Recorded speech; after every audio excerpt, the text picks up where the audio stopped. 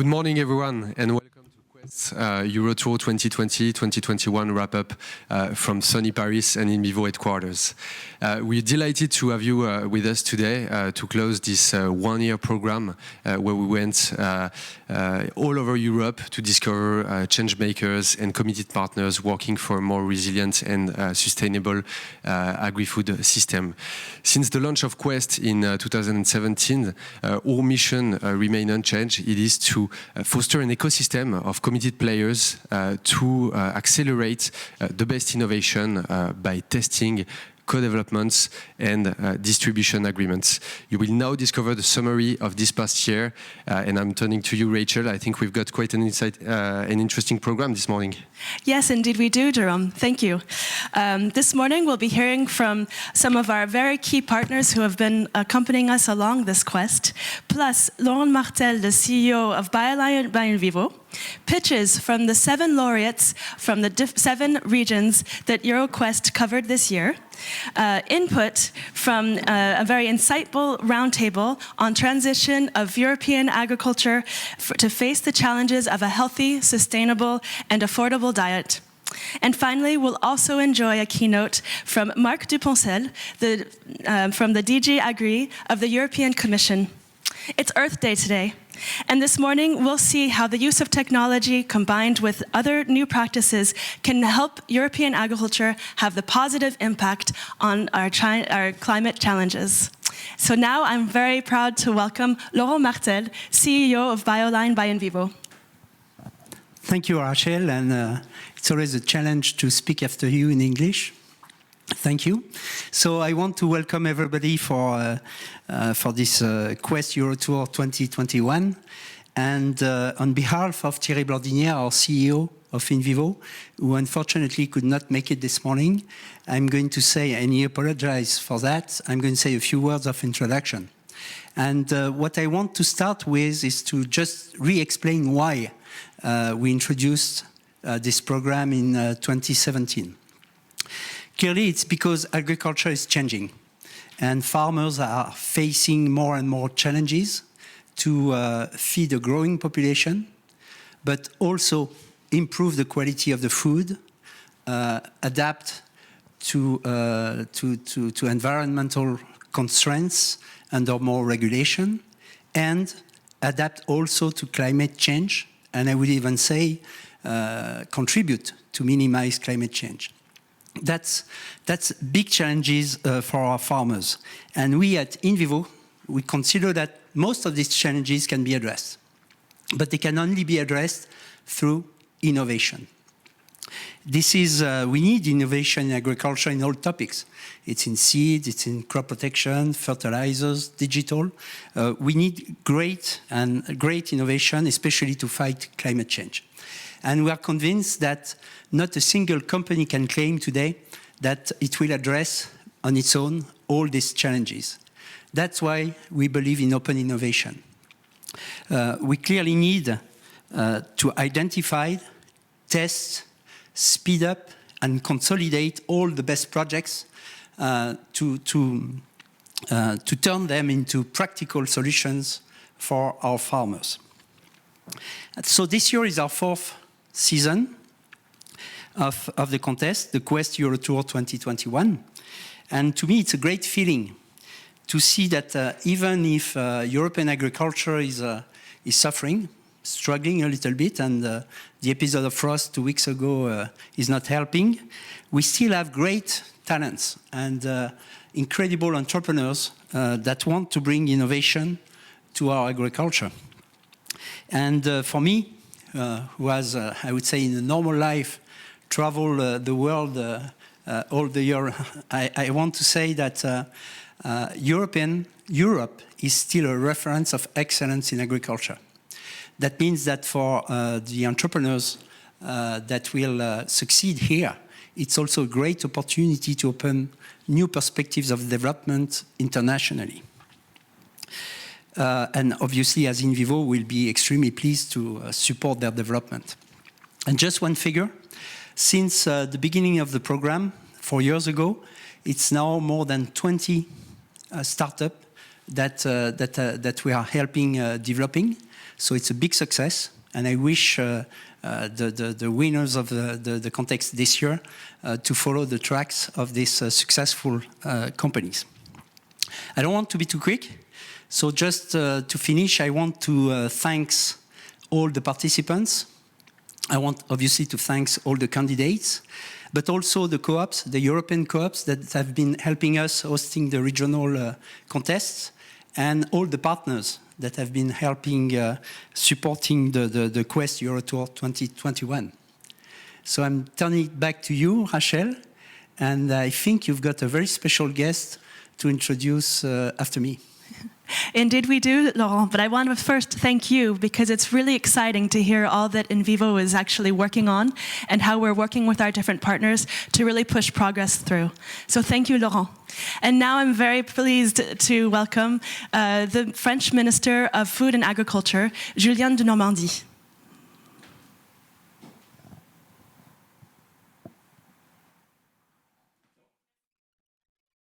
Bonjour à toutes et tous. Good morning, everybody. I'm very happy to speak to you today, and I'd like to very sincerely congratulate the 7 prize-winning startups of this Quest EuroTour who will be receiving their reward today.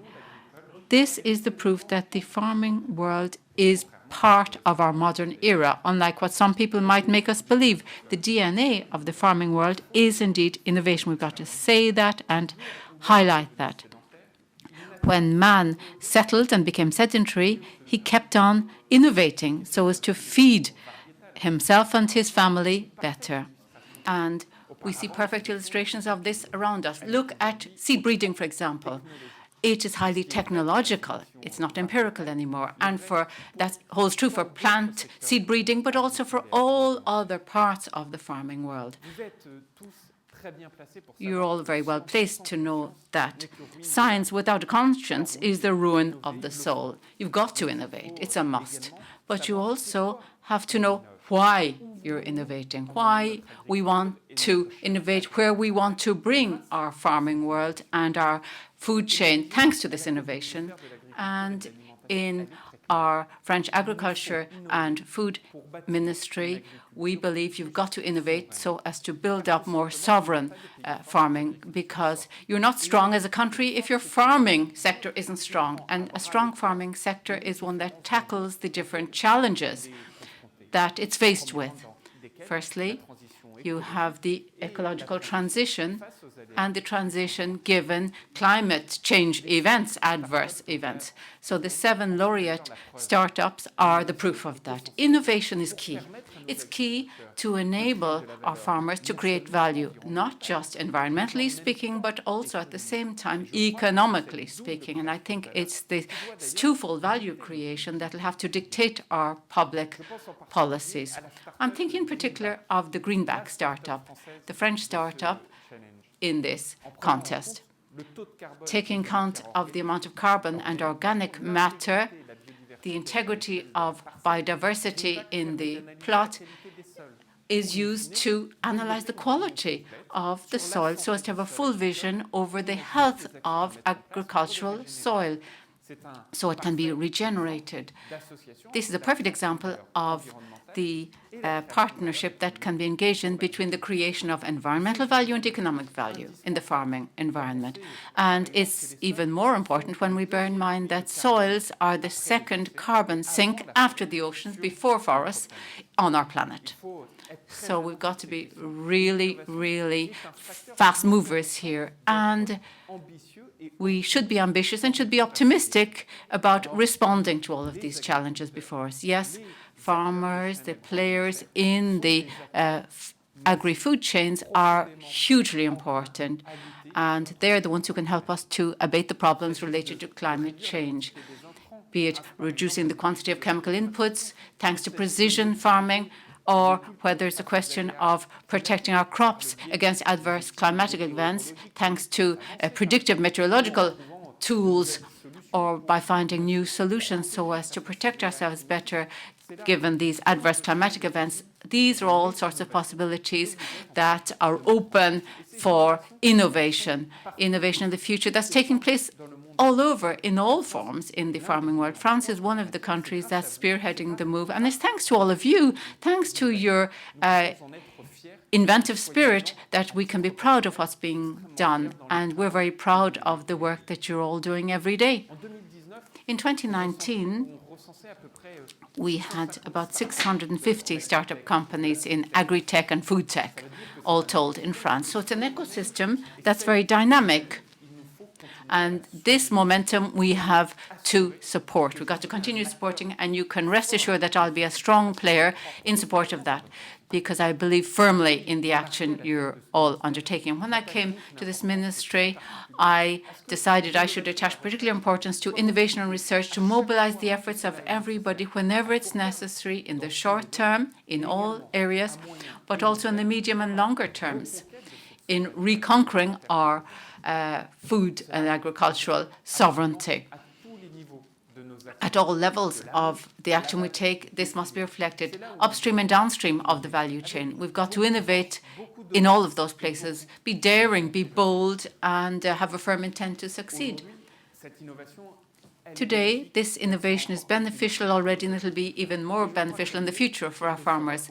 But it'll also be beneficial for our consumers who, in the end of the day, are the downstream part of the agri-food chain. And ultimately, they're the people we are working for every day, so as to enhance the performance of our agri-food systems. Innovation should help us to come to terms with crises, manage immediate problems, also adapt our farming practices. But innovation should also help us to prepare and even anticipate the transitions of the future, the transitions that we'll have to come to terms with even more intensively, I'd say, in the coming few years, because we're talking here about preparing for that future now. We've got to look to the long haul. The agri-food chain, it's a question of time, and the weather outside and the severe frost we had recently shows to what extent we are subjected to the contingencies of adverse climatic events. In the severe frost we had recently, sometimes some farmers who battled against the cold used all possible resources to fight against the frost. Candles, some spraying methods, and so on and so forth. So nature was stronger, however, than the human hand in many cases. People who fought out there on the battlefield against this severe frost. So it just shows you the long way we've got to go yet in terms of innovation. So to pick up all of these challenges and take action in the immediate term, we've got to think about the long haul, the long term. That means we've got to rethink the condition of our country, climatically speaking, in the coming 20, 30, or even 40 years, and always imagine what we'll have to develop so as to be able to prepare ourselves better, anticipate better, and preserve ourselves better, protect ourselves better, and adapt better as well. To this end, we'll need all of the lifeblood we have. It's important to stimulate innovation, to go out and detect the high potential startups that you represent, to support them, flank them in their development so that they can spread their innovation out there. Now, I'd like to thank all of the in vivo teams for this creative emulation that's been generated, and the BPI France, Business France, and all of the partners that supported this contest. This is indeed an exemplary contest. It shows you how ingenious we can be in terms of innovation and research Europe-wide. And thanks to cooperation, thanks to the networking of all of these innovative startups, we will manage to come up with solutions to respond to the challenges of today and the future. So thank you for the action you've taken, thank you for your determination, and thank you in particular for being so daring. See you again soon. And thank you to the Minister for the inspiring speech. Now I would like to move to another country, to Germany, and one of our key partners, the cooperative BayWa, represented by Peter Jonek, that should be joining us live now. Yeah. Hello, Peter. Good morning. Good morning. The mic's on. Okay. So, good morning, and thank you, Jérôme, for your kind introduction. So, I am Peter Jonig. I'm being a project manager for digital farming, working in BayWa in Munich. So, it was a great opportunity to participate in different sessions of the Quest EuroTour as a jury member, and it's a well-organized event. Thank you a lot for that. So let me just introduce BayWa to you. Headquartered in Munich, the company was founded nearly 100 years ago by the Bavarian cooperative organizations and served as an umbrella organization for them, bundling purchasing power and commodity brokerage. But today, BayWa is an internationally active group, 17 billion euro revenues, about 60% of the shares belong to the Raiffeisen cooperative structure. BayWa's business segments, they are building materials, energy, focus on renewable energies worldwide, and of course, agriculture. So, being full-range supplier to farms, in BayWa, we are deeply involved in the ag machinery business too. We also provide farm management information systems or satellite imagery, and that is a cool toolbox for smart farming. But in fact, there is no single area of business in ag where we do not see tremendous need for transformation. And finally, we all know about the current challenges like constantly growing population worldwide, global warming, destruction of rainforest and other sensitive ecosystems. And today, there's a huge public awareness demanding healthy food, renewable raw materials, and influencing the way agriculture has to be in the future, which leads to regulations and, for example, strategies like farm to fork. In Europe, we do have quite favorable conditions for farming, being able to contribute a lot to feed the world. Considering global land use, the challenge is like that. We need to maintain efficient agriculture by using the framework of natural conditions without overstraining the local ecosystems. In order to meet the requirements of the society, the farmers are ready to make their contribution, to adapt and to use new technology to follow the innovation. Farmers are part of the society. We just have to show them the way and help them to find innovative business models to ensure the income. So the video clip in the background told the story how the combination of new solutions can transfer standard ways of agricultural work into resource-saving, sustainable models. It is part of smart farming, a standard we provide and maintain today. But there is much more than that out there. What about technology and opportunities of which we are not aware at the moment? Back to invivoquest. Why is it important, even crucial, to have events like the EuroTour? It is all about innovation. We urgently need to change and find and test and implement new tools or completely new solutions.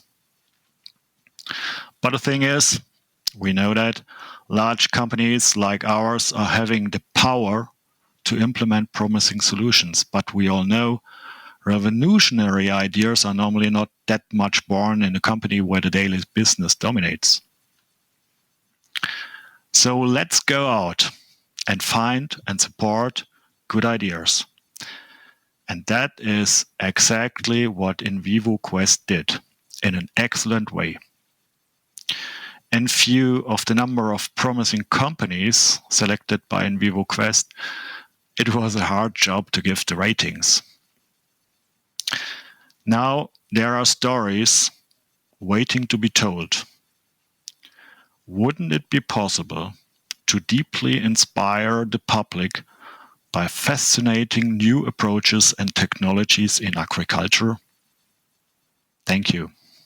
Thank you, Peter, for the insightful testimony and all the good words on Quest, and as well for your committed participation in this Quest EuroTour, as BayWa was a key partner of this edition. So we talked a lot about the Quest EuroTour, but I suggest now that for you, all the viewers, we share with you a little video that our team made, a little motion design. So let's get started and let's watch that. Last September, the invivoquest EuroTour 2020-21 launched fully digital. This tour led us to meet committed creators of sustainable innovations for the agri-food industry. Driven by the devastating effects of climate change, stimulated by the growing needs to properly feed the world's population, and driven by new consumer expectations, the transformation of agriculture is underway. In this context of rapid change, the Quest EuroTour made it possible to explore an incredibly dynamic technological landscape.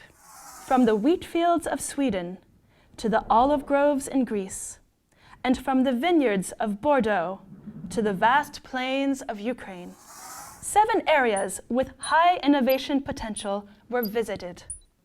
They have proven to be rich in multiple areas of expertise, from agronomics to life sciences, from indoor agriculture to data analysis software, through IoT and innovative equipment.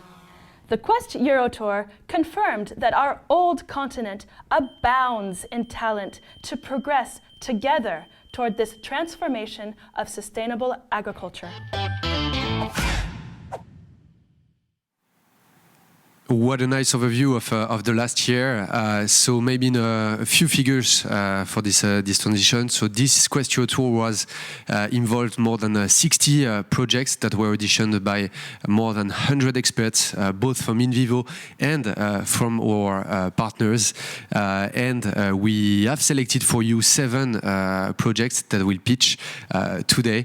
So let's get started.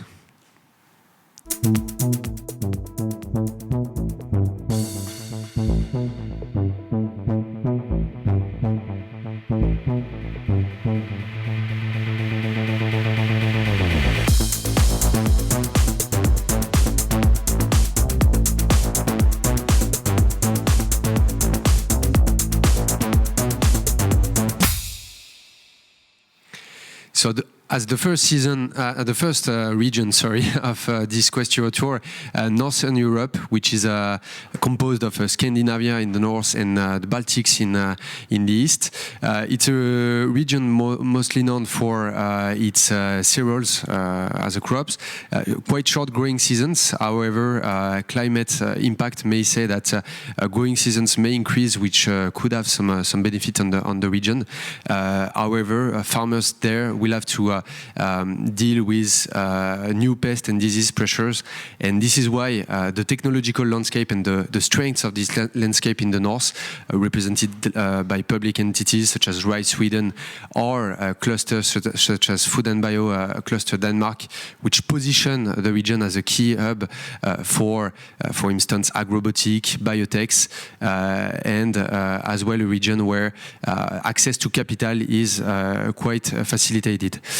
We also could see in this selection back in last September that there's a strong expertise in data collection, especially in post-harvest, but I suggest we listen to Marianne from Predictor Instruments. Hello, Marianne. Hello. How are you today? Can you hear me? Please tell us more about Predictor. Okay, thank you. My name is Marianne Akerjord. I am the acting CEO of Predictor Instruments located in Norway. What we do, Predictor Instruments delivers sensors and real-time software solutions for continuous monitoring of quality parameters like fat, protein, and dry materials in food and feed ingredients. Our sensors are designed for inline mounting for continuous monitoring as opposed to sensors placed in a laboratory.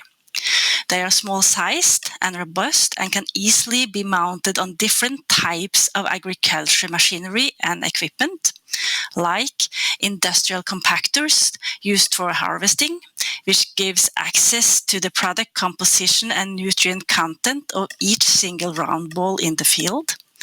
In feed mixers for continuous monitoring of finished forage quality, on milking robots for monitoring of milk quality parameters from the cow individuals. The data aggregated on platform provides a basis for development and applications and tools supporting the farmers in their day-to-day business that will lead to benefits like increased feed efficiency, reduced feeding costs, continuous quality control, and then improved animal welfare and increased sustainability. In addition to this comes replacement of manual work related to product sampling for lab analysis of feed and milk quality that today take a lot of the farmers' time. In total, this will lead to significant time and cost savings for the farmers.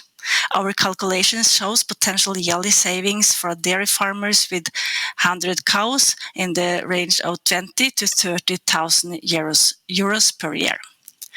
Through several pilots in the fields, we have proven and documented good results the last couple of years, and we are now in process of identifying partners for applications and market development in Europe, and are happy to discuss this with any parties showing interest in our solutions. So thank you. Okay, great. Thank you very much, Marianne, because they're really exciting solutions that you're building. And we'd like to know a little bit more maybe about the analytics that are coupled with your sensors.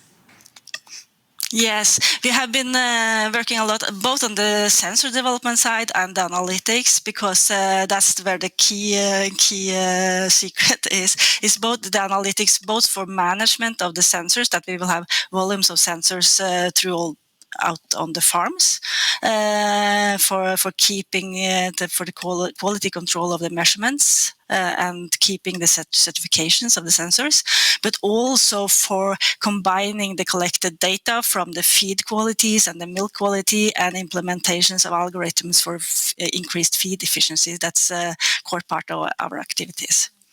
Great. Okay, thank you so much. That's very clear. And we really appreciate food security and food safety. All of those are major elements for us. So now let's turn to our... Oh, thank you, Marianne. We have to move now to the next region, which is Central Europe. Jérôme?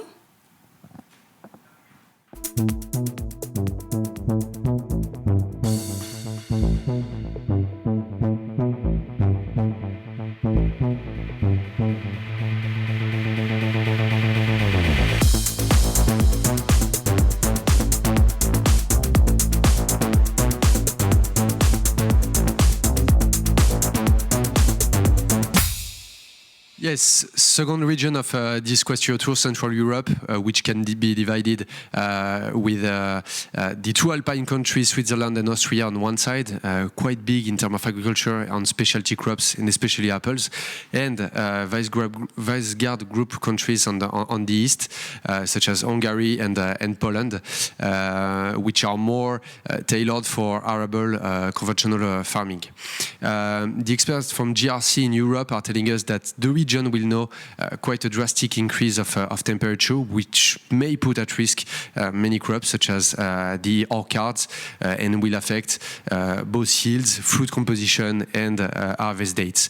This is why public entities such as Agroscope are working on that, or Boku in Vienna, but also our partners from the cooperative RWA at AgroInnovation Lab by accelerating projects in the region. However, fundraising remains too low in this region that has a strong potential in agrobotics, agbiotech, and data collection.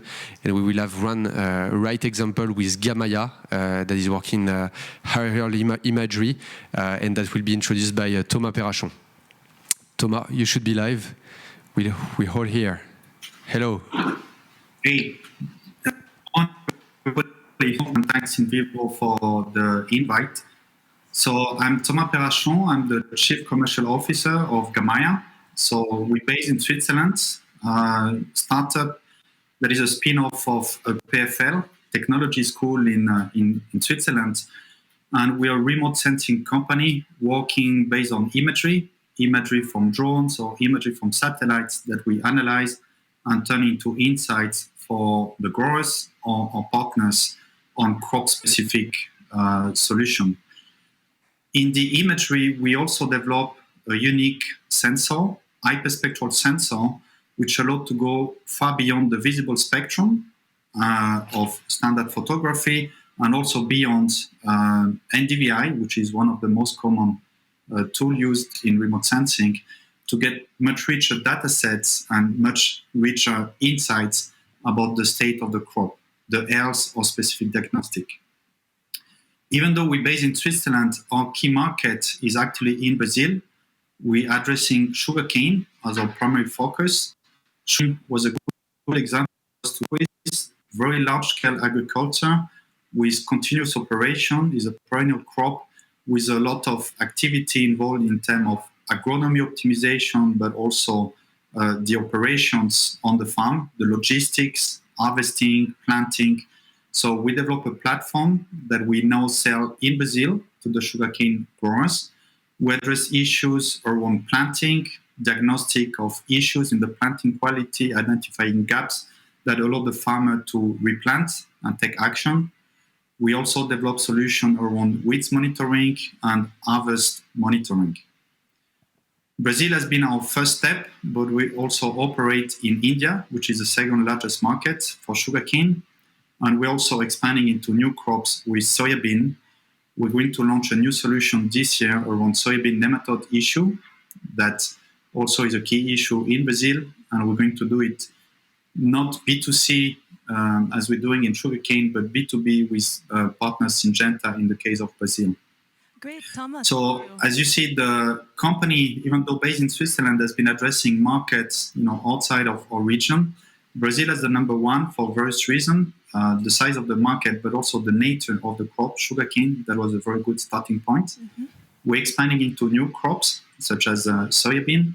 And today what we have is a very platform that can analyze drone-based, satellite-based imagery, and we can reproduce this solution into new crops as we move forward.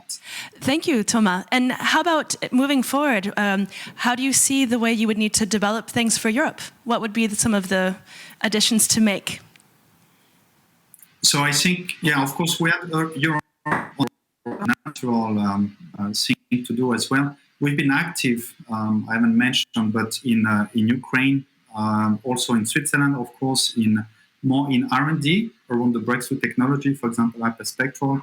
We create with Agroscope and ETH, for example, for R&D trial evaluation. The technology can be used, for example, for breeding trials because it allows to see very fine level of differences around varieties, can be used for screening and breeding.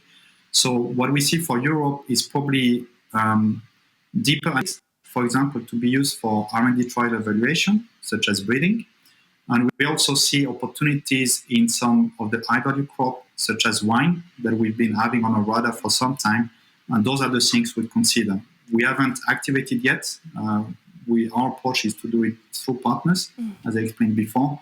But that is all we see will penetrate and add value for European farming. Perfect. Yeah, we really get we can see the potential that represents. Thank you so much, Thomas. Now, Jérôme, let's move on to Eastern Europe.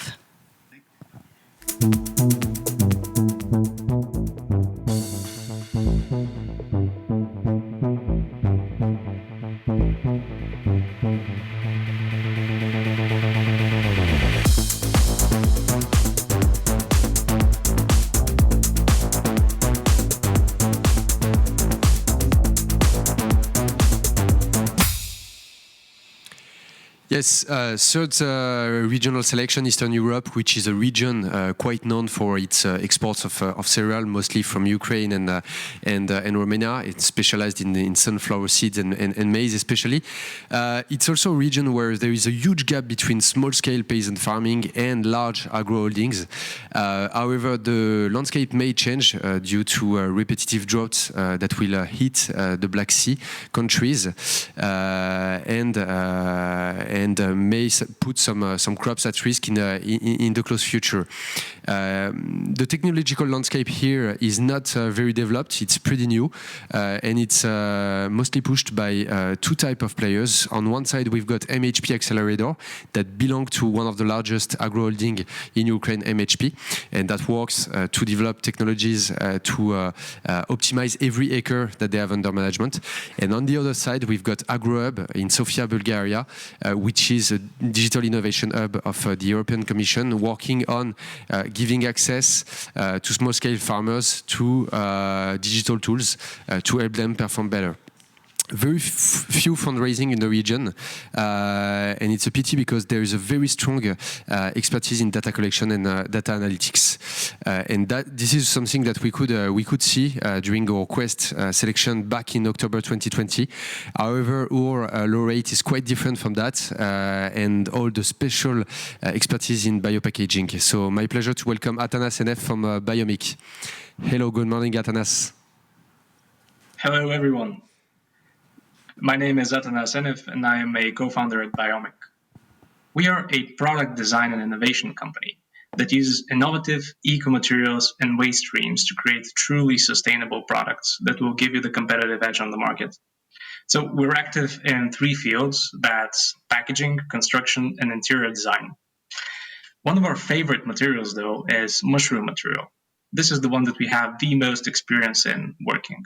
It's a sustainable and garden-compostable alternative to plastic foams, and it's made of the root structure of mushroom and agricultural waste. What you can see in the video is the first mushroom material product we designed for a small cosmetics company in Bulgaria. This test showed us that this product sold in less than 3 months, giving us information that the new luxury customer wants sustainability and innovation. We also have experience with working with industry giants like Mercedes-Benz in Germany. We're currently rolling out 2 pilot series products for 2 of their factories. In the project, we researched a more sustainable material and substituted the current one they use while redesigning an assembly part. So it would account for more sustainability and result in savings for the company. Currently, we're also proud to say that we're working with a top food and beverage company to redesign their packaging of their premium product for sustainability and innovation. So in a nutshell, what we can do for large corporations and FMCGs is we can design amazing products or packaging from mushroom material. We can use your waste streams to design new products to fit your portfolio. And we can redesign current products to make them more eco-friendly. So we are looking for additional companies that want to introduce sustainable innovation in their operations. So thank you very much for your time, and I'd be very happy to answer any questions. Sure. How about just one, since we don't have much time? Athanas, tell us a little more how you're going to develop further products with the agriculture waste, rather than simply the mushrooms. So mushroom material is based on agricultural waste. So the main feedstock comes from agriculture, but what we're doing internally is we're researching different options so we can expand more agricultural waste to be able to fit the mushroom material production technology. So that's one thing, and the second is developing the market in Eastern Europe with our production partners from the Netherlands so we can have more of this material on the market, thus using more waste from agriculture and turning it into high-level products. Great. Well, very inspiring. Thank you so much. Now let's keep going. Thank you. Yeah, great. Let's keep going to the Northwest Europe.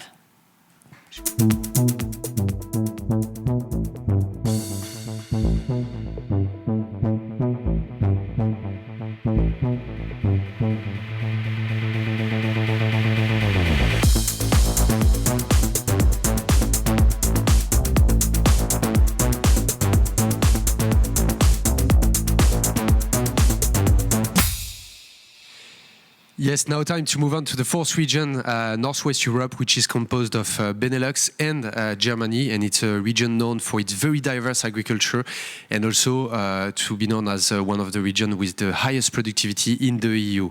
Of course, climate change will have an effect on the region, and this is why a leading ecosystem, one of the best and most vibrant seen in Europe, is working on that. We can name Wageningen, and on the same campus, Start Life, that is working on accelerating projects for the developments. We can name also a strong biotech ecosystem in Belgium with the two fundraising that you can see on the right, Afea Bio and Biotalis, working in the field of biocontrol and biostimulation. So strong expertise in biotech in the region, in agrobotics as well, and in data analytics. And this is something that we could relate with very strong startups last December. But my pleasure to introduce all 8 Circular Carbon, German company working on the biochar and represented today by Jenny Kay. Hello, Jenny. Hello, everybody. Yes, I'd like to present Circular Carbon. It was created by 4 founders who have a very strong commitment to produce green energy using waste biomass and applying the principles of circular economy. And so we created a partnership with Barry Callebaut, which is the largest cocoa producer in the world, to use their biomass, the cocoa bean shells. And so we're building a factory in Hamburg, Germany, where we will use their cocoa bean shells, and we will heat it up to a very high temperature without oxygen to make a coal-like product called biochar. The process generates energy in the form of steam, which can be recirculated back into their cocoa manufacturing process. The advantage of the biochar is that it actually has a high amount of carbon, stable carbon, and is recognized by the Intergovernmental Panel of Climate Change as one of the most promising carbon removal technologies. And otherwise the carbon dioxide would be released into the atmosphere. So we are actually contributing to counteracting climate change. The biochar has lots of different uses, including the use to improve the fertility of soil, which is and will be a major challenge in the future. The benefits of biochar actually comes from the terra preta soil, which comes from the Amazon basin and is one of the most fertile soils in the world, which is known. Biochar has lots of other applications. Our vision is to build new biochar production sites and apply the same principles of circular economy. Great, thank you, Jenny. It's a really exciting solution. And we're just wondering, how about the biochar based on European agricultural waste? How do you see that moving? We investigate in other sources of biomass. One, for example, is wine pruning. So we're very open to use other sources of biomass. What is important is to have a need for this continuous energy, green energy. There's really lots and lots of available biomasses which can be used to produce biochar. Okay, thank you, Jenny. Really interesting to hear about circular carbon's development, and we will follow that closely for sure. And that concludes your first set of pitch sessions. Sorry, thank you to all the startups that have pitches. And now we propose you to take a step back and reflect on the transition models for agriculture. You will see that it involves technology, but is not limited to that. And it's my pleasure to welcome Marie-Cécile Damave from the French think tank Agridé, and all the speakers that will share this roundtable.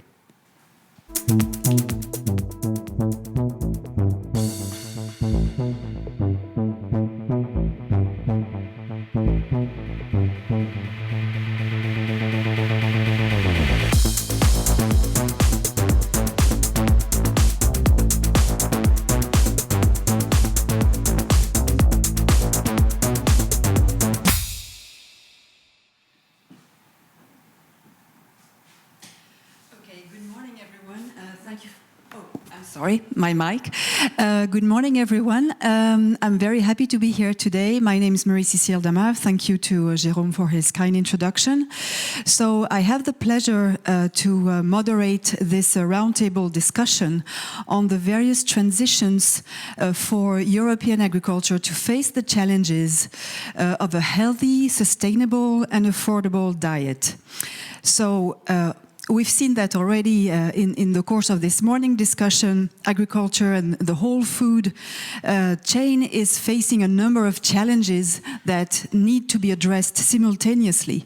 And this is what is very difficult for the whole sector. So climate change, of course, but also biodiversity loss, changing consumer preferences, the environmental imperatives, and of course, the need for farmers to have a competitive business and a profitable business. So across Europe, there's a number of stakeholders who are taking actions in order to meet these challenges, to address these challenges. And there's a number of strategies that are being put together by these stakeholders. And we are very happy today to have 4 ladies. And thank you very much for the organizers to have 4 ladies to talk about innovation in agriculture. I'm very happy about that, so thank you. And these great speakers will present what kind of strategies they have chosen to address these challenges, including, for example, regenerative agriculture, agroecology, precision farming, smart farming, of course, from an upstream standpoint, and from a more downstream standpoint, augmented traceability, and also strengthening the role of agriculture into the bioeconomy and the circular economy are some examples. So you are welcome to ask questions. This conference is live, so you may ask your questions using the Q&A button on your screen. We have 40 minutes in total for this discussion, so please do so. The questions will arrive here in French or in English on my screen here, so I'll be really happy to take them. So our 4 speakers today are Rachel Colby-Simoon. Rachel, you're the CSR director of the InVivo Group and also the development director of the InVivo Foundation. We have also Florence Jantet. Florence, you are the managing director of the OP2B, One Planet Business for Biodiversity. We also have Nina Tuomi-Kangas. Nina, you are the project manager for innovation in the Swedish cooperative Lantmännen in the research and development department. And finally, we have Karine Galante. Karine, you are the project manager in Les Vignerons de Buzet. So we have 4 different, very complementary perspectives on these situations and transitions needed.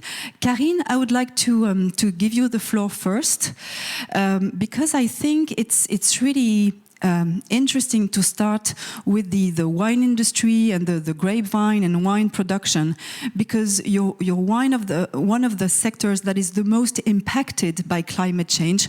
We've seen the heavy frosts that France has suffered from just a few days ago, and that was actually mentioned by the French Minister of Agriculture and Food a few minutes ago to open today's conference.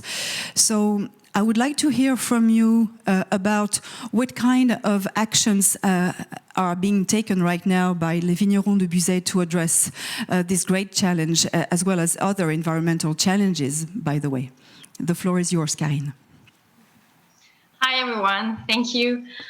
Yes, we have suffered severe frost in Buzet. Maybe 1/3 of our production, of our vineyards are impacted, and it may cause a loss of harvest by 40%. So it's terrible, and actually these climate issues are becoming more and more regular, actually. So that's terrible, and we have to adapt. But it's not new for us to try to innovate and to try to forecast this climatic issue. in France. So in Les Vignerons de Buzet, we gather 150 wine growers. It represents about 2,000 hectares. And for many years, for 15 years, we have been experimenting in our vineyards. We have been experimenting to try to implement new innovation in our vineyards. So I told you about these 2,000 hectares that we have in Buzet, where we produce AOC Buzet wine. But we also have a small part of our one where we can do everything we want. We can experiment everything. So that's what we have been doing for years. So we have been testing many agroecological innovation, for example, cover crops, reducing drastically the use of chemicals. And I think one of the key success of doing the transition at a large scale is to try and then to show by the example what can work, what can be still profitable, and can be in an agroecology way of producing. And that's what we are doing in Buzet, because when we try something, we try it for 2-3 years. When we see that, for example, the cover crop or the suppression of one chemical, it's working. It's very good for the agroecological itinerary, and it's still profitable. That's very important as well for the vine growers. We can show our cooperators, because we are a cooperative. We can show them, okay, you see, it works well, so you can try it on your own vineyard. Okay, thank you for this presentation. I think you're also working with sociologists on barriers to change, and also have put together some support to wine producers, supporting them to change. Because if I understand well, what is complicated is to initiate change and then to support farmers or wine producers in their change in habits. Yeah, of course, because obviously we are working on we are doing research on agronomy, on grapevine, but it's also very important to work on the barriers, the psychological barriers of change. And for that, we are working with a sociologist, a researcher, a doctor, and we are experimenting some tools as well, some comportamental tools, we would say. And yes, our sociologist is interviewing our vine growers. And we identify some barriers for them to change. When you start from out of zero a new itinerary in vine production, when you start a very disruptive new way of growing grape, you may have barriers. You may feel a fear. You may fear to lose your harvest. You may fear to catch disease like mildew or something. So you really have to take this risk into account. That's why we are doing this sociological studies, and we also do some insurance experiments. So it's not climatic insurance; it's very different. It's an insurance to really when a vine grower is changing his way of growing, so following an agroecological itinerary. Given by the research, by scientists, then when there is loss, this insurance, so this transitional insurance would take that into account and insurance it. Yeah. Thank you, Karine. I understand collaboration is very important too. Partnerships, working with partners like local authorities or universities, to have some evidence-based results, scientific results is very important for you too. Yes, because we really want to have this scientific proof with us, and it's very important. We always have been working with scientists. Bordeaux and Montpellier, so these two main universities, as well as the University of Pau for the sociology and history as well. And we also tightened our link with the local authority as well. So we belong to very big programs such as VTREV, led by the Nouvelle-Aquitaine region. So we have different actions in this program, innovative action, including a living lab as well. It's a new way to lead projects, including stakeholders. So yes, these partnerships are very, very important to us. We believe that we go faster, and we believe that we can be more efficient and with the science-based projects. Thank you very much, Karine. I would like now to switch to Nina Tuomi-Kangas, because I think that open innovation can be a nice transition to give you the floor.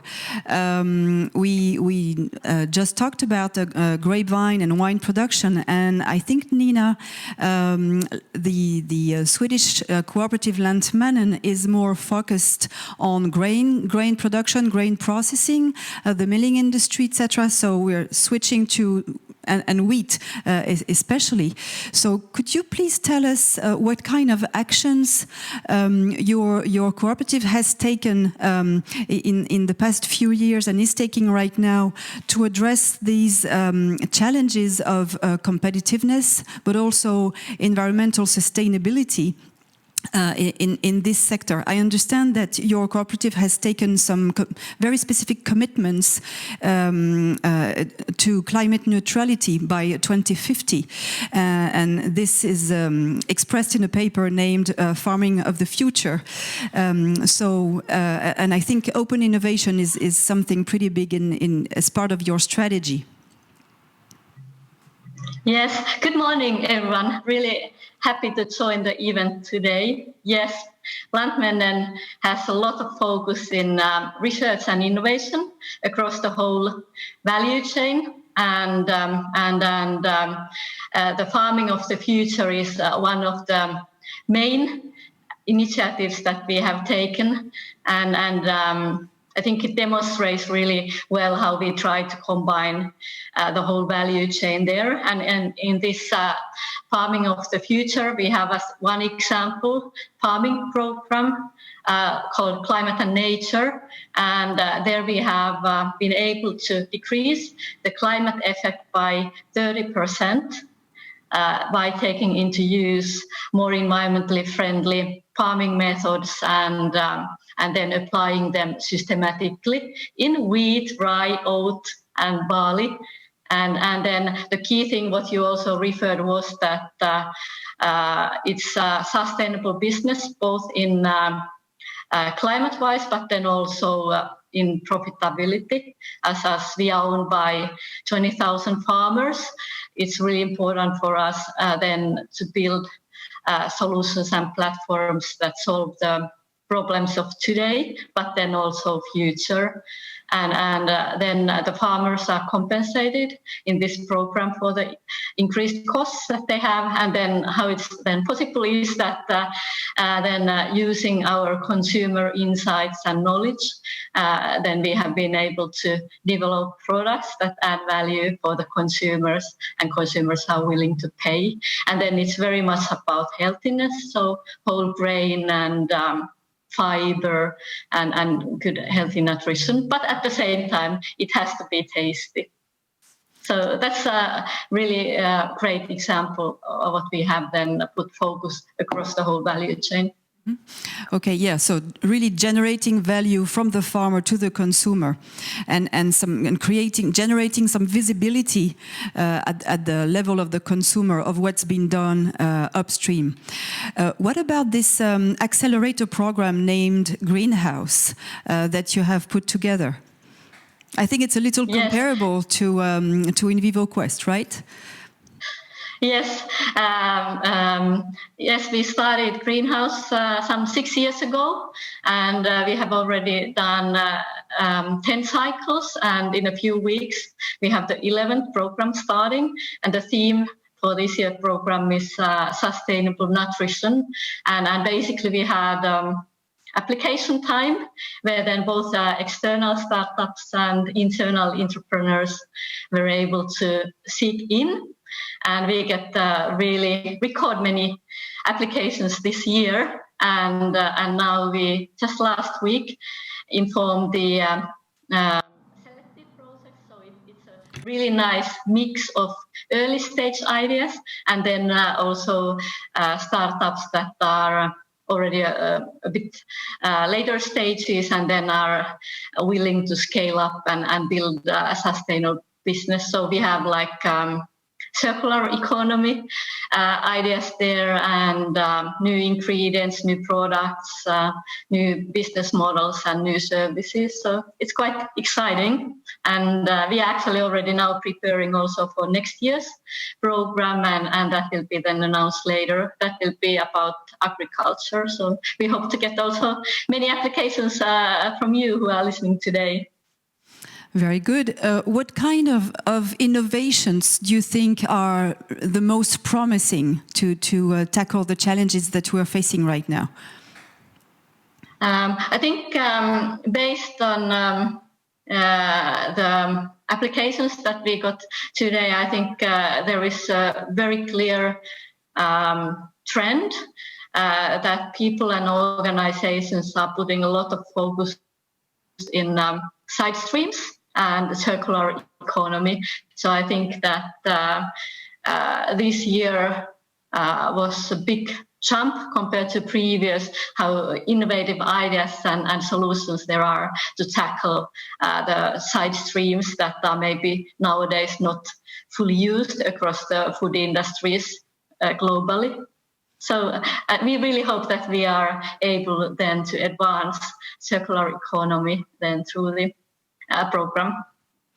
Thank you very much.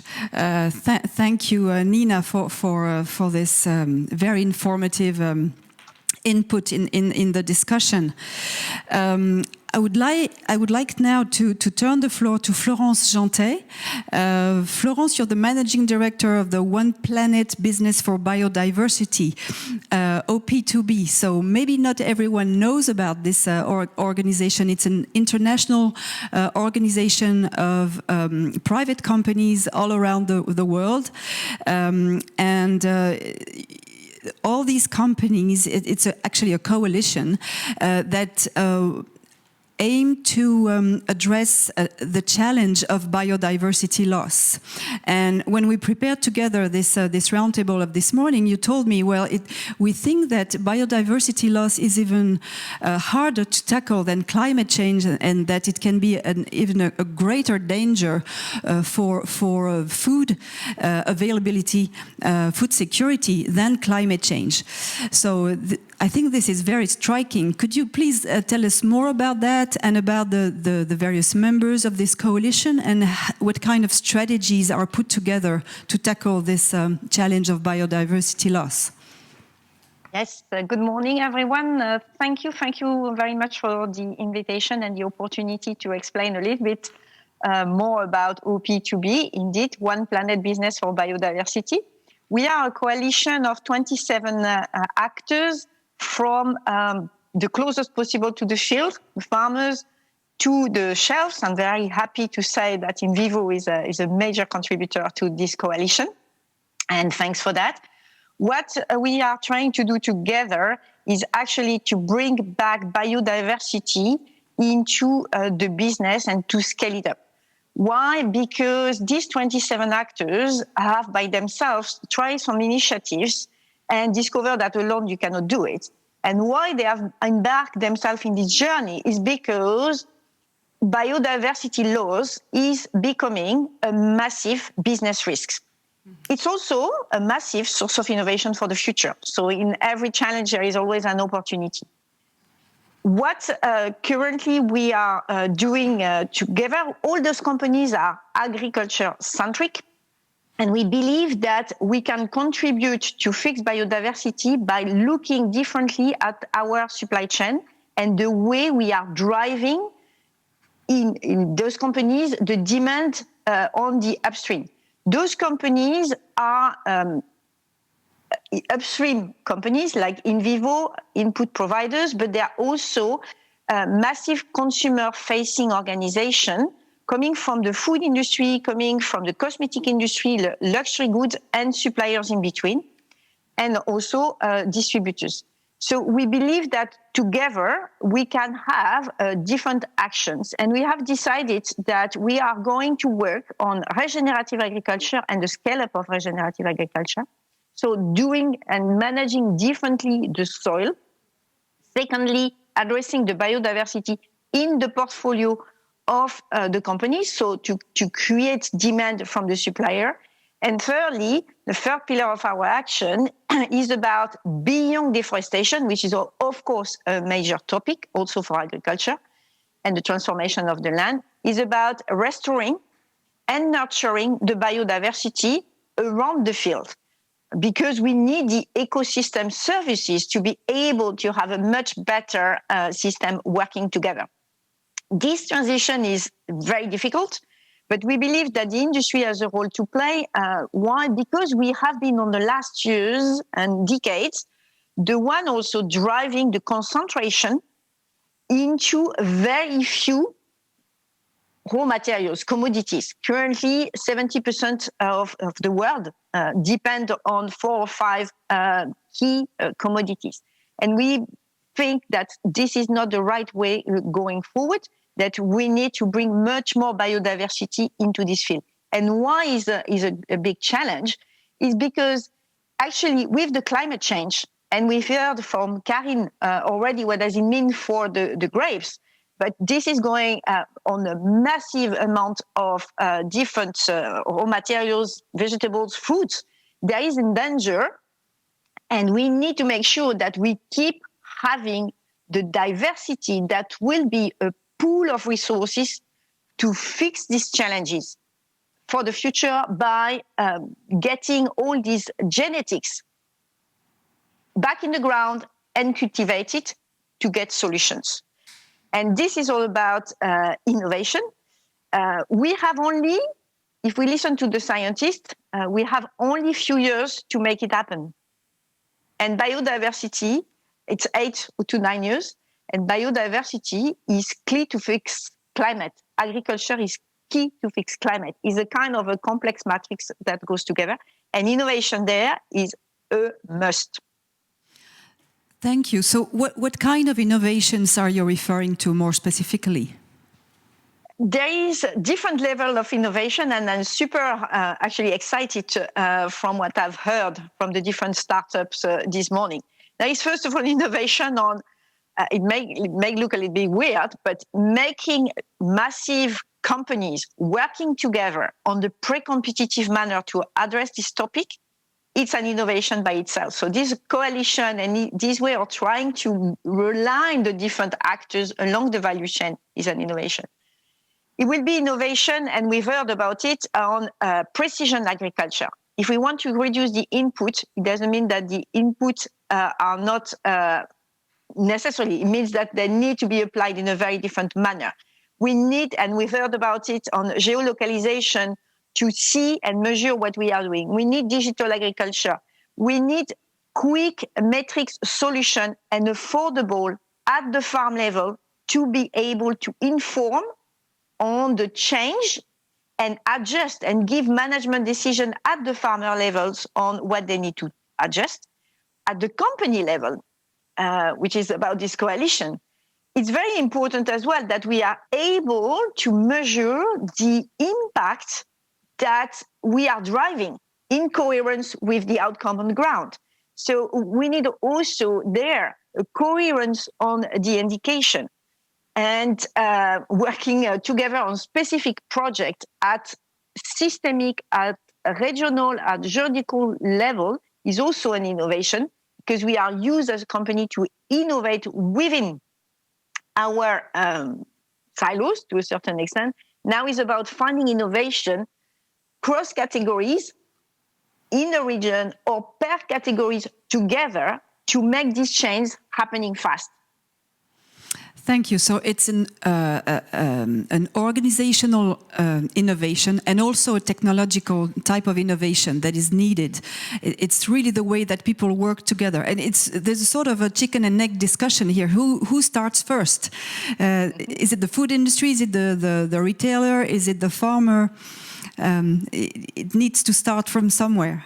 We need to start, and this is these leading companies having and committing publicly to change the model is already probably the key starting point, because we would be able as a company to bring this innovation to the consumer and to create the demand. And the farmers are business people. They are answering a need. So if the demand is not there, the change won't happen. So this is what we are trying to together articulate. And InVivo is key in this transition because it's a step also in between the farmers and the big companies through the suppliers that we are trying to bridge. So it's a collective demand. The consumer demand is there. When we bring innovation, when we look at, for instance, the development of plant-based products, this is the fast-growing market. And this is all about bringing, again, more innovation in the field. And it's not about switching the milk to soy only. It's going beyond soy. It's going beyond the different kind of proteins which are available. Thank you. I'm becoming very excited about it because I really believe that there is a massive potential. Yeah, I think there's a lot to be excited about, and because the challenges are so huge.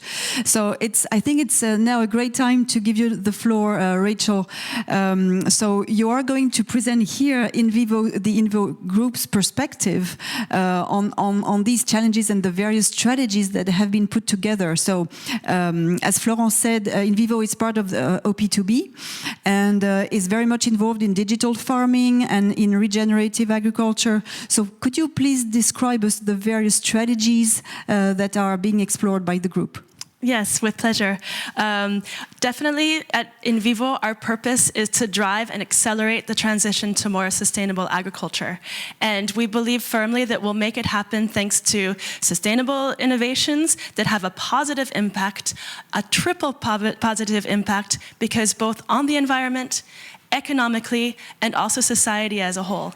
And this is exactly what we're hearing from my colleagues, is that we need to really have solutions that are going to marry the different agricultural practices, but also the technology that can spearhead it or accelerate it, so that we're sure that we're going to be able to provide, of course, consumers with transparent information on healthy foods that are affordable. That is not so easy to do. Part of the system today is because we have maybe accentuated affordability, and so that has carried practices in one direction. Or maybe in a certain elite couldn't have access at a more price-heavy thing, and it doesn't really work together. But if we use technology to help then gain in resilience at the farming level, we can actually promote savings on one side, value added on another, and actual resilience within the farm. And so what I wanted to talk about here is that oftentimes when we look at different solutions, I tend to hear a lot of people talking about a kind of silver bullet approach. Sure, all we need to do is this. It will be precision agriculture. It will be regenerative agriculture, and they cannot go together. That's the way of thinking of the past. Just as having the silos between different actors, that too is a way of the past. InVivo is a société à mission, which is like a purpose-based company.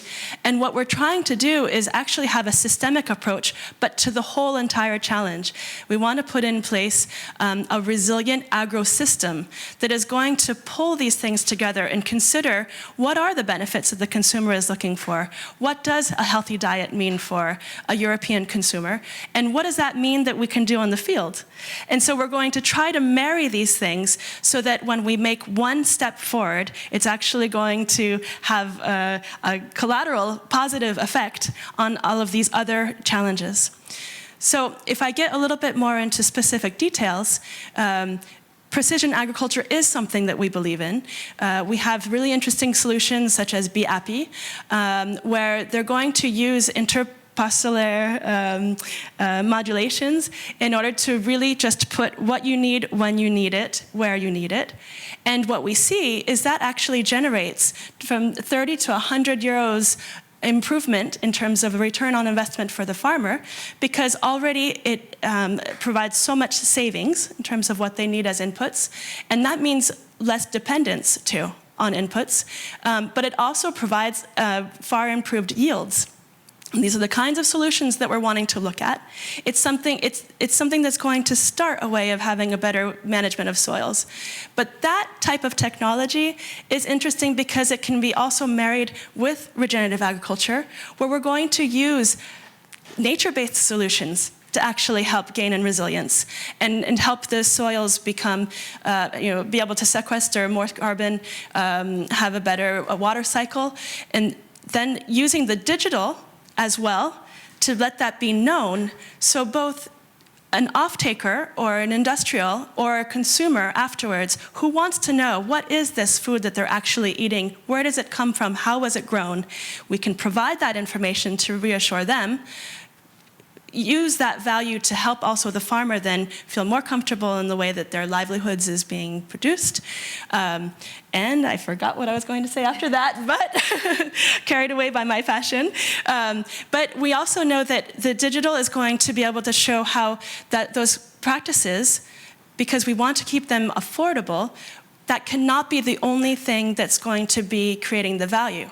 So we have the savings, we have the additional value, but now we have to see about valuing the services, the environmental services that agriculture is going to provide. When you work on a healthy living soil, as I mentioned earlier, it's going to sequester carbon. And suddenly we have agriculture that's becoming a solution rather than what is often seen as a part of the problem. And valuing these co-benefits is something that has to absolutely be worked on, because we have to figure out what the prices are right. We have to maybe put a price on biodiversity too. If agriculture done properly helps actually reinvigorate biodiversity, as we believe it will, we need that become a value that is worth people's money and time and investment. The other point that I would just like to make about that once again is that this digital aspect of allowing people to know then what they're buying, the type of services that are actually being generated, it's also a key leverage for helping change management. Karine mentioned it earlier, there is a social aspect to this. The social aspect is not only improving farmers' revenues, but their livelihoods in a general sense. And so, of course, we have to be sure that we're using tools that are going to help those farmers buy in to this transition. It's not an easy thing to do. So there we're using technology as well. And Farmleader, well, I think I'll talk about it a little bit more later, but it's the kind of leverage that we can use to make sure that when farmers do make the leap, then they're sure about the leap they're making. Thank you, Rachel. I think this is, I have two questions actually for all of you. And we have 7 minutes left, so I think we're fine. And I cannot see any other questions coming from the public, so please do so. Please ask your questions. It's right now. It's the good time.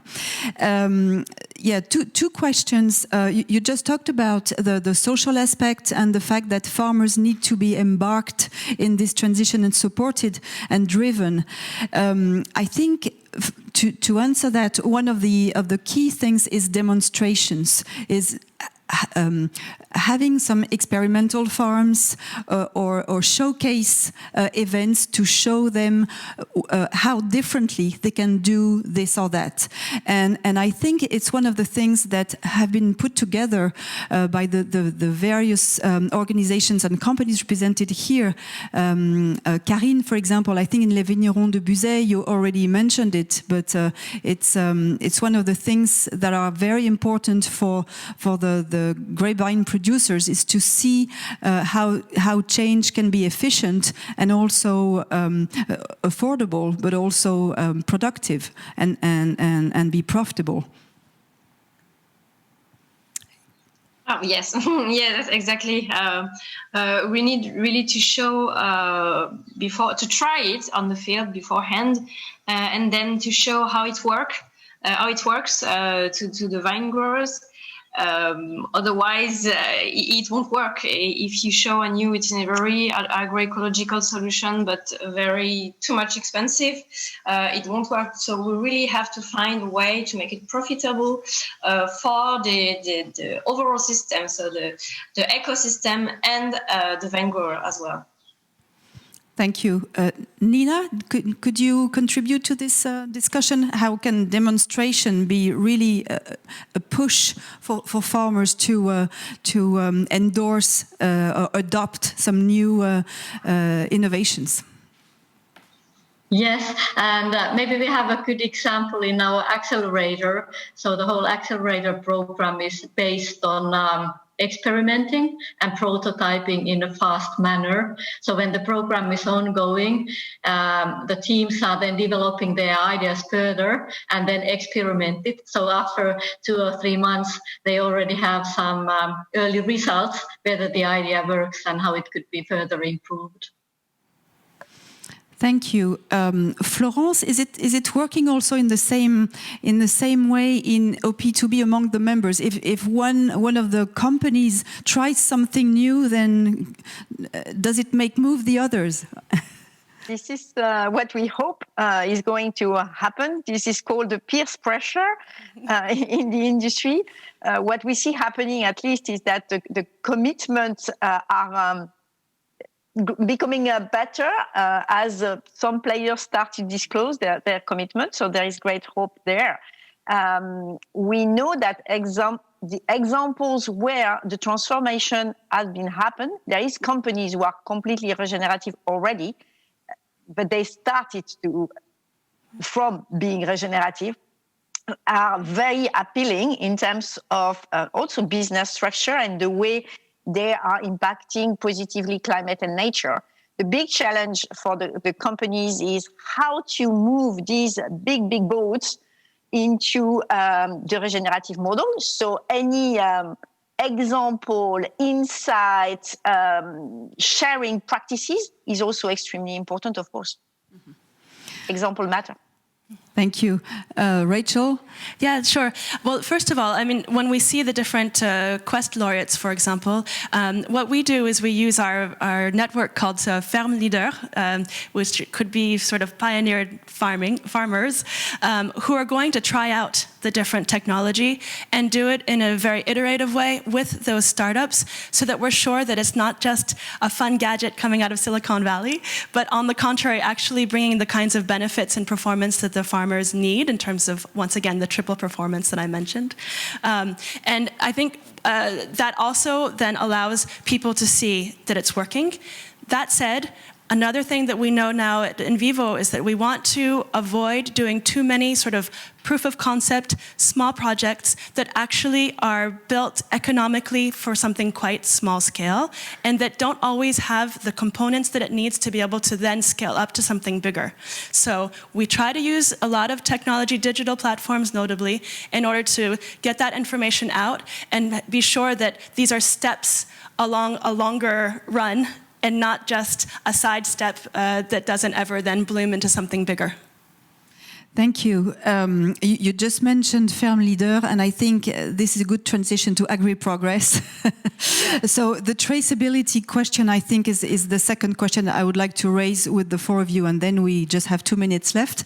I think it's one of the key elements to drive a transition is really to inform consumers and to show them that there is additional value in the food products that they purchase, thanks to traceability and sometimes augmented traceability. So could you tell us a little more about agri-progress, Rachel? Yeah, definitely. It's really important. As one of my colleagues says, what's the difference between a low-carbon wheat and a regular wheat? Well, to the naked eye, we have no idea. And it's just with the traceability that you can actually know that this low-carbon wheat is actually something really big, having performance both in the ground all the way then to health. So this is the type of traceability that we believe in, and we have set up a platform called AgriProgress. What's interesting about it is that it's going to follow these practices, helps then the farmers see how they are actually improving, helps maybe their cooperatives, if they're working with a cooperative, to be clear on that as well and come in to help if there's need, shows the other farmers what's happening so that can also encourage the other farmers to go further, but then carries through, so then it's the type of indicators that are interesting maybe for off-takers, for brands that want to be able to use claims, all the way to the consumer, that's also possible, and even maybe financial. We talked earlier, there's a real gap in terms of funding, getting the pump started. So we need the financing there, and if we use platforms like AgriProgress, then it's going to allow everybody to have a very clear idea that these new practices are being put in place, they are working, they are bringing the impact that we need, and that is a virtuous circle that's launched. Thank you very much. Maybe Karine, what about this consumer information about good practices upstream? Yes, it's very important. It's very a big challenge for us, because when you have such a whole ecosystemic way of thinking, there is no label, there is no agroecological label to tell the consumer that, and it's very complex for the consumer to understand. So, yeah, we have some labels on our products, but there is still need to inform more and more the consumer about our innovations, about what we are doing, and it's really a big challenge. That's why such platforms, I think, are very interesting for us as well. Thank you. Nina, I think the Climate and Nature program is really right into this perspective of this consumer information about the good practices regarding biodiversity and climate change. Yes, that's really important in our markets and in our products. And we have also done quite a lot of consumer research, then how to communicate about this to the consumers, what is relevant for them, and what is the right level of detail, because of course we don't want to do overload, but definitely fully agree, really, really important for us. Thank you. Florence, you have the final word. Traceability in this topic is absolutely key. Consumers want to know who is behind their food, and the only way to get it in a trustable manner is to have the tools which are going from the farm to the shelf and to the plate. So fully supportive. We are just seeking to have this fast, because actually for companies it's even more complex. It's not one commodity, it's a sum of commodities. And to be able to claim to consumer, it would mean that each of the single elements will have to have this traceability. So we'll probably have to go step by step. And I want to close by saying, by the way, we really need also this traceability to get the incentive right at the right place, and make sure that agriculture farmers who are doing the right thing are recognized fast. Because back to what we just discussed, this is going to be about inspiration and peer pressure. I'm sure we can do it. Thank you. Thank you very much to all of you. It's been a great discussion, and the world is full of opportunities. Thank you. Thank you, and thank you, Marie-Cécile Demave. That was a really thought-provoking time together, and it shows that we really do have a great momentum. We see the challenges, but I think we're ready to take them on, and we're going to make it happen, all of us together. So thanks to you all. Now we're going to get back, because we still have a few more Quest laureates to discover together. Thank you.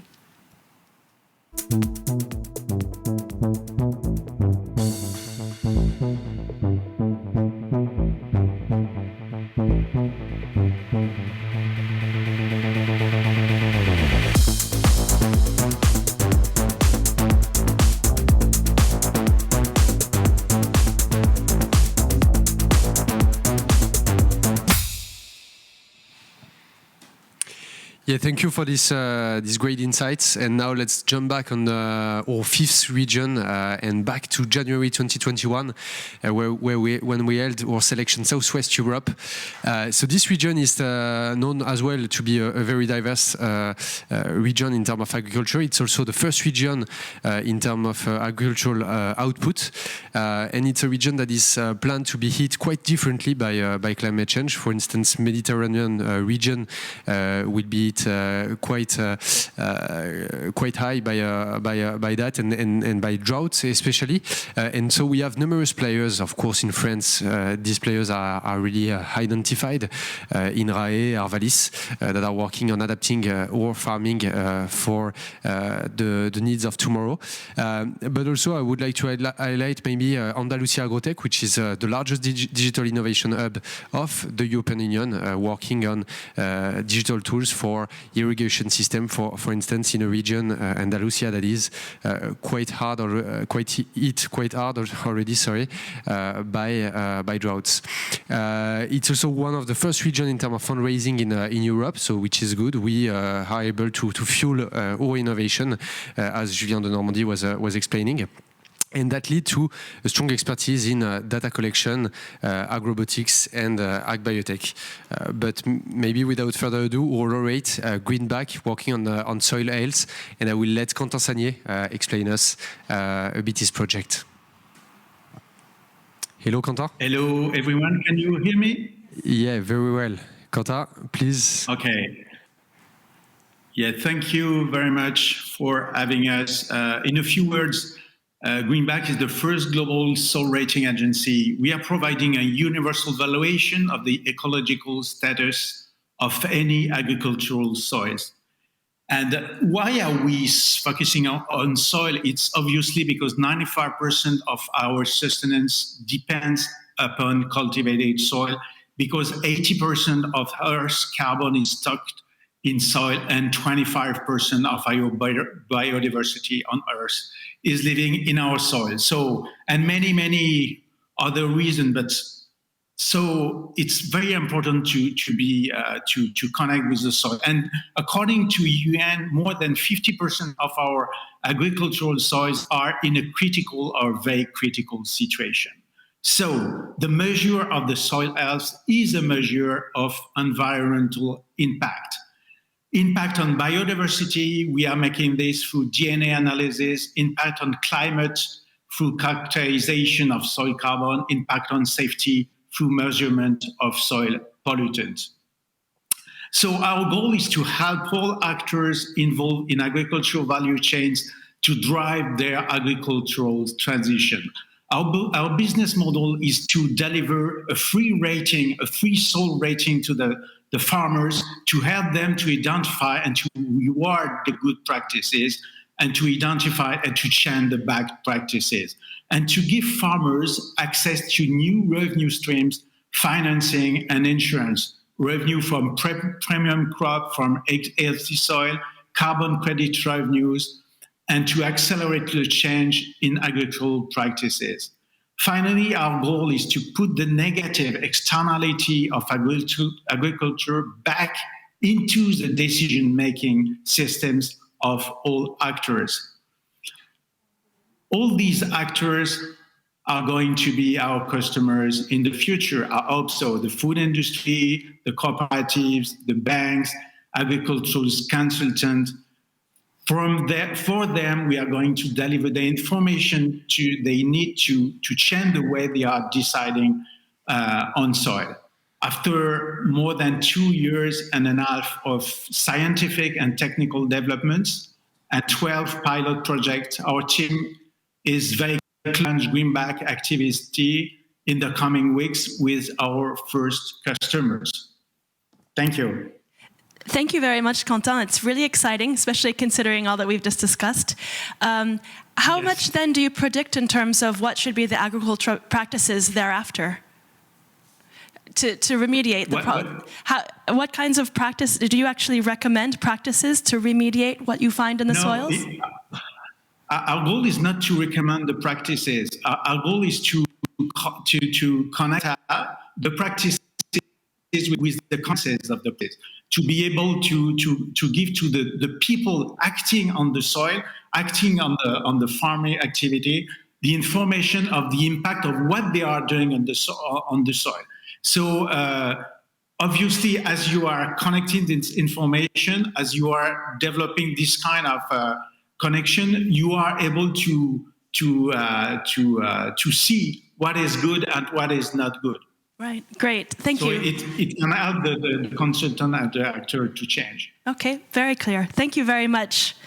Jérôme, let's move now to Southern Europe.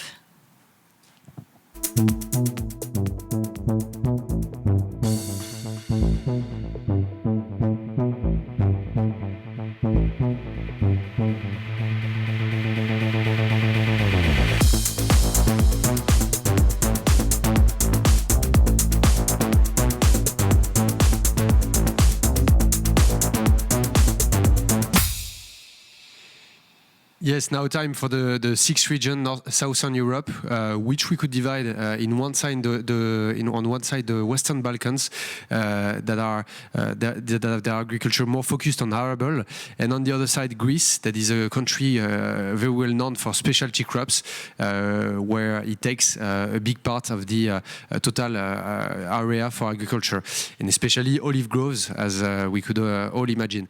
This is a region that is already quite hit by climate change effects, and so scientists from various entities are working to remediate and to mitigate these effects. So we could name Agricultural University of Athens or Biosense in Serbia as well, that are key innovation players in the region. The fundraising remain too low in this region, unfortunately, where there is quite an interesting expertise in data collection, but I will let Sotiris Bentas from Center explain us the data collection analytics for post-harvest and the quality chain on grains. Sotiris, hello. Hi. Hello, and good morning from sunny Greece. Thank you, Jérôme, and thank you, invivoquest team, for this honor and opportunity. So, Mesdames et Messieurs, we are Centaur. We bring you the Internet of Crops. This is a novel data service powered by connected wireless devices and post-harvest data analytics. So the Internet of Crops allows you to have digital eyes inside every crop storage asset. And that can be a grain silo or a warehouse. It also predicts and extends the shelf life of your stored goods. It thus helps eliminate waste and make your operations more sustainable and more profitable. Our smart sensors provide for conditions of stored products, reporting on real-time temperature, moisture, but also sniffing for things like carbon dioxide, as well as fumigants. On our cloud platform, algorithms process this information into a digital twin and alert you whenever there's a risk of spoilage, but also predict before this happens by checking on weather forecasts.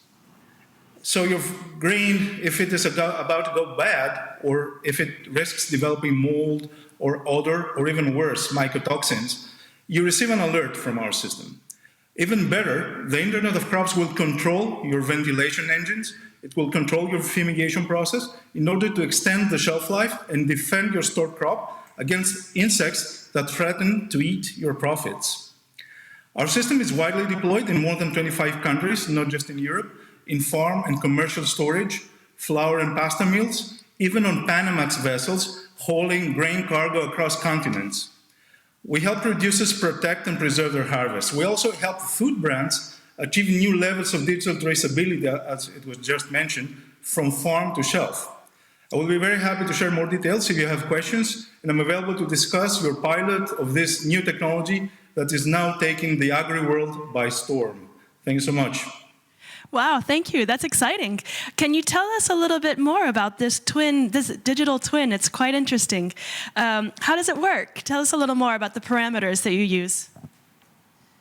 Sure, yes, and I'm personally very proud of this because what we did is we transplanted, if you may, technology that was available in other domains, namely in semiconductor design, which happens to be my background, and we brought simulation approaches to modeling the effects of weather on stored commodities that respirate and produce carbon dioxide and moisture. So that's basically our digital twin technologies leveraging those simulation techniques that are happening in a massively parallel fashion on the cloud. And that basically, you don't need to know all those details. What it tells you is, you know your shelf life, you know when your product is about to go bad. Amazing. Thank you very much for this. Next region is the UK, Ireland, Jérôme.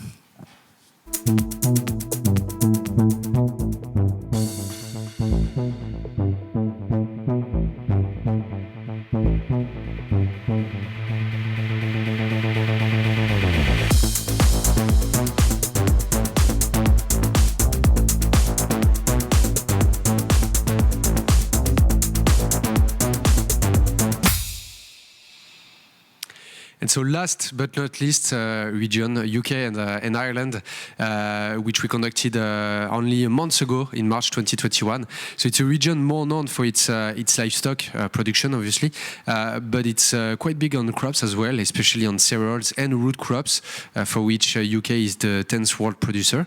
It's a region that is quite mature on climate and environment. A lot of new laws voted in the UK recently, which initiate the Innovate UK and the creation of 4 excellence centers in various subsectors of agriculture, one of which being CHAP, that we will hear a testimony in a minute. And that addition to the excellence in the academic sector, we have Cranfield, Lincoln universities, for instance, Rothamsted Research, one of the oldest research centers. In fundraising as well, UK knows how to finance its technology, which leads the region to be one of the epicenter in biotech applied to agriculture in Europe, but also to agrobotics and data analytics. So without further ado, a right example in ag biotech with Crop Intellect, represented by Apostolos. Apostolos, hello. You should be live now. Hello. Hello, Jérôme. Please talk us through Crop Intellect. Thank you. Hi, everyone. Take a deep breath.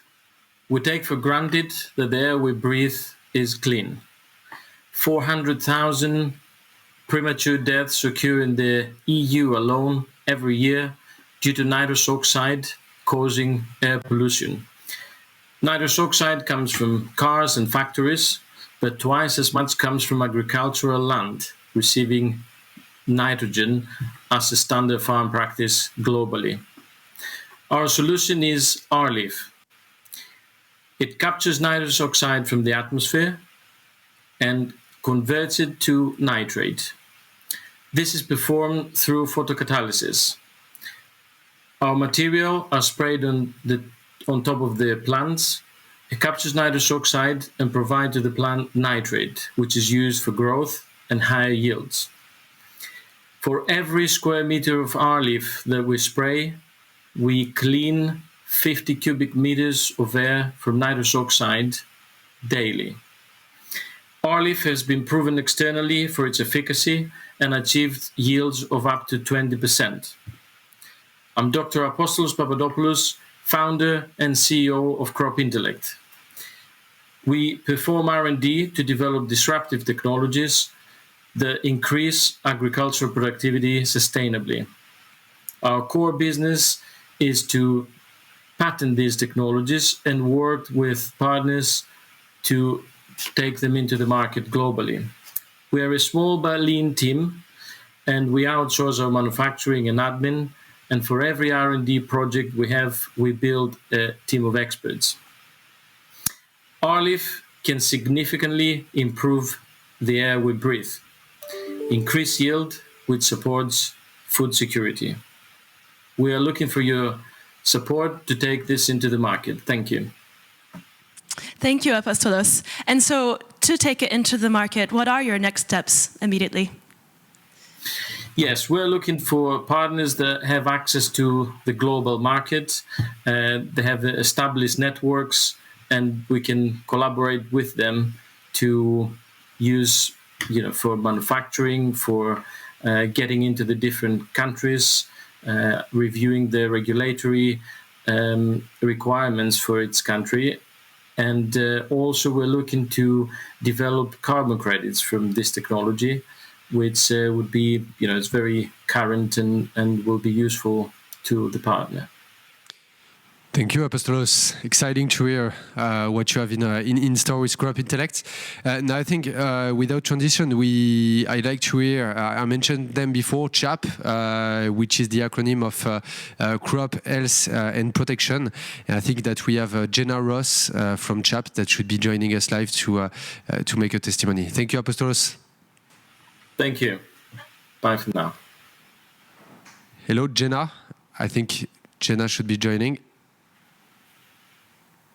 Can you hear me okay? Yes, we can hear you. So, Fabulous. Jenna, please give us more detail about your Agritech Center at CHAP. Fabulous. Do you also see my slide in front of you as well? Absolutely. Perfect. Thanks. Excellent. Good. Thank you very much. Well, good morning, everyone. My name is Jenna Ross, and I'm the International Business Development Manager for UK Agritech Centre Crop Health and Protection. As Jerome's already mentioned, we're also known as CHAP.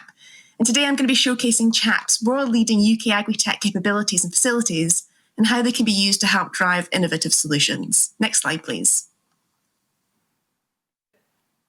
So who are CHAP? Well, we develop national and international networks and perform collaborative R&D to help drive innovative solutions in the areas of crop health and protection.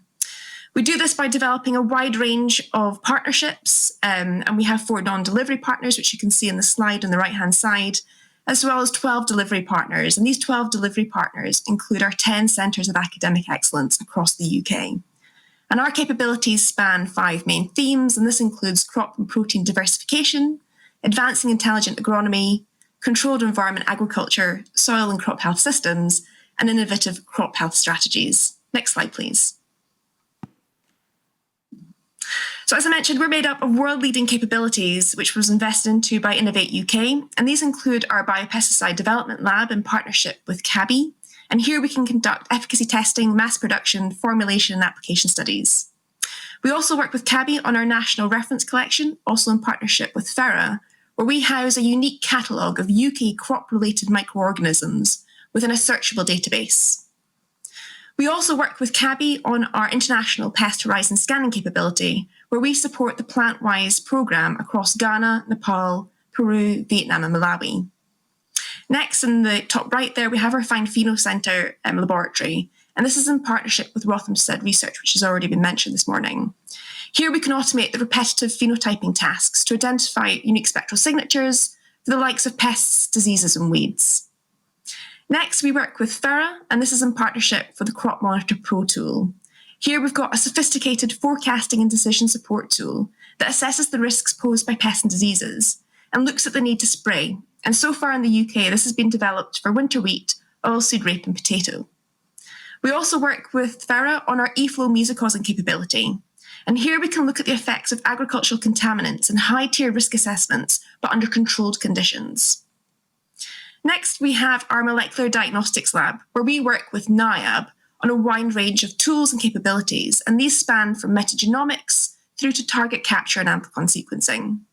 And finally, on this slide, we have Newcastle University, and here we partner in our mobile crop science laboratories, where we have onboard state-of-the-art equipment for both sampling and also testing. Next slide, please. Our next facility that we have and capability is our field scale precision equipment, which is in collaboration with Stockbridge Technology Centre, also known as STC. And here we have our strip till, where we can use this to test and trial the benefits of things like flowering strips, companion crops, or cover crops. We also work with STC on our advanced glasshouse, which has been purpose-built to test the biologicals pipeline from testing through to trials. In addition, at STC, we also have our Vertical Farming Development Centre, where we've got 2 side-by-side growth rooms.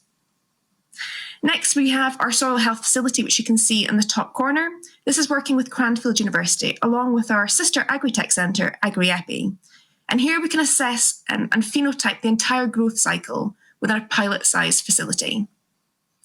At our crop storage facility, we work with HDB, the Agricultural and Horticultural Development Board, which is our levy body here in the UK, to provide research and expertise, training and crop research and crop storage industry.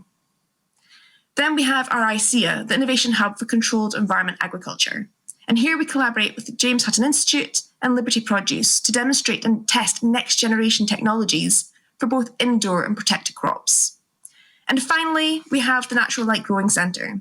And this is in collaboration with ourselves, University of Warwick and RIPE.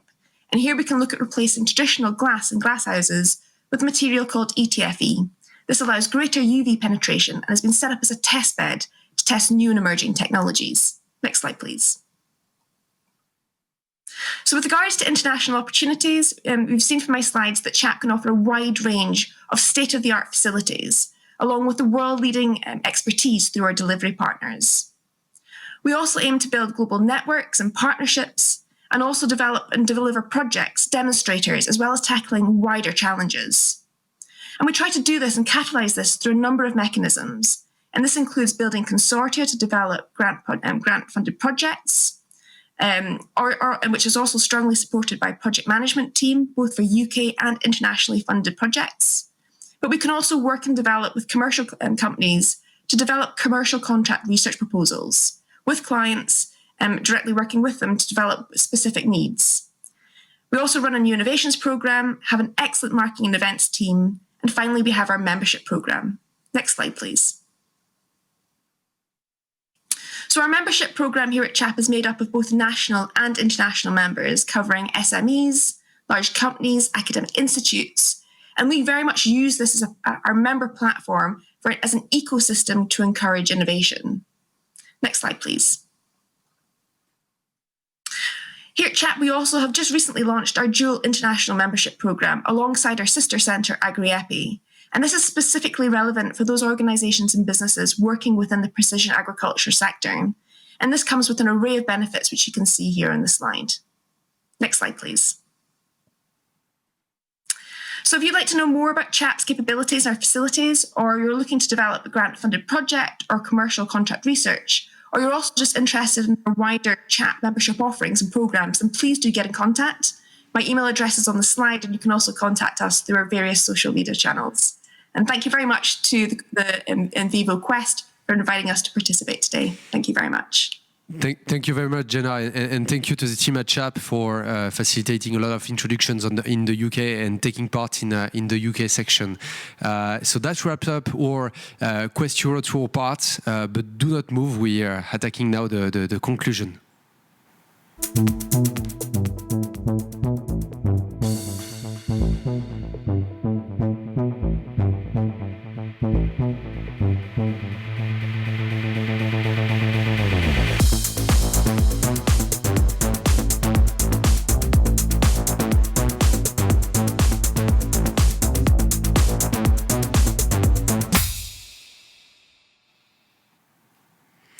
Okay, so that's a wrap up for the 7 regions of the Quest EuroTour. I'd like to thank all the project for pitching today and the partners as well for their testimony. So through Quest, we are committed to enable connections within InVivo, of course, but within the network of partners that we have developed as well. And the first way to connect this project will be through an event that is called Open Field, and that will take place in the south of Paris on June 22nd. I'd like us to watch a short clip, a teaser of the event. And then Olivier will introduce us.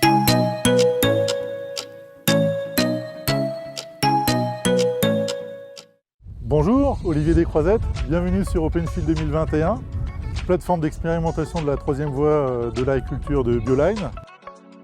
Sur une vingtaine d'hectares, nous avons réalisé une 50aine d'expérimentations, notamment de conduites culturales innovantes, telles que l'agriculture régénératrice ou des conduites bas carbone.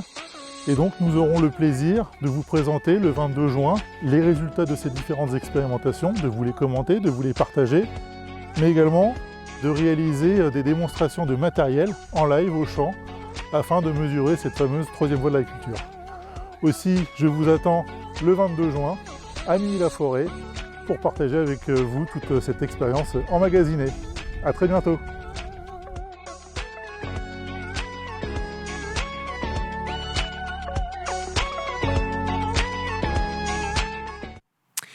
Hello, Olivier. Olivier should be joining us live.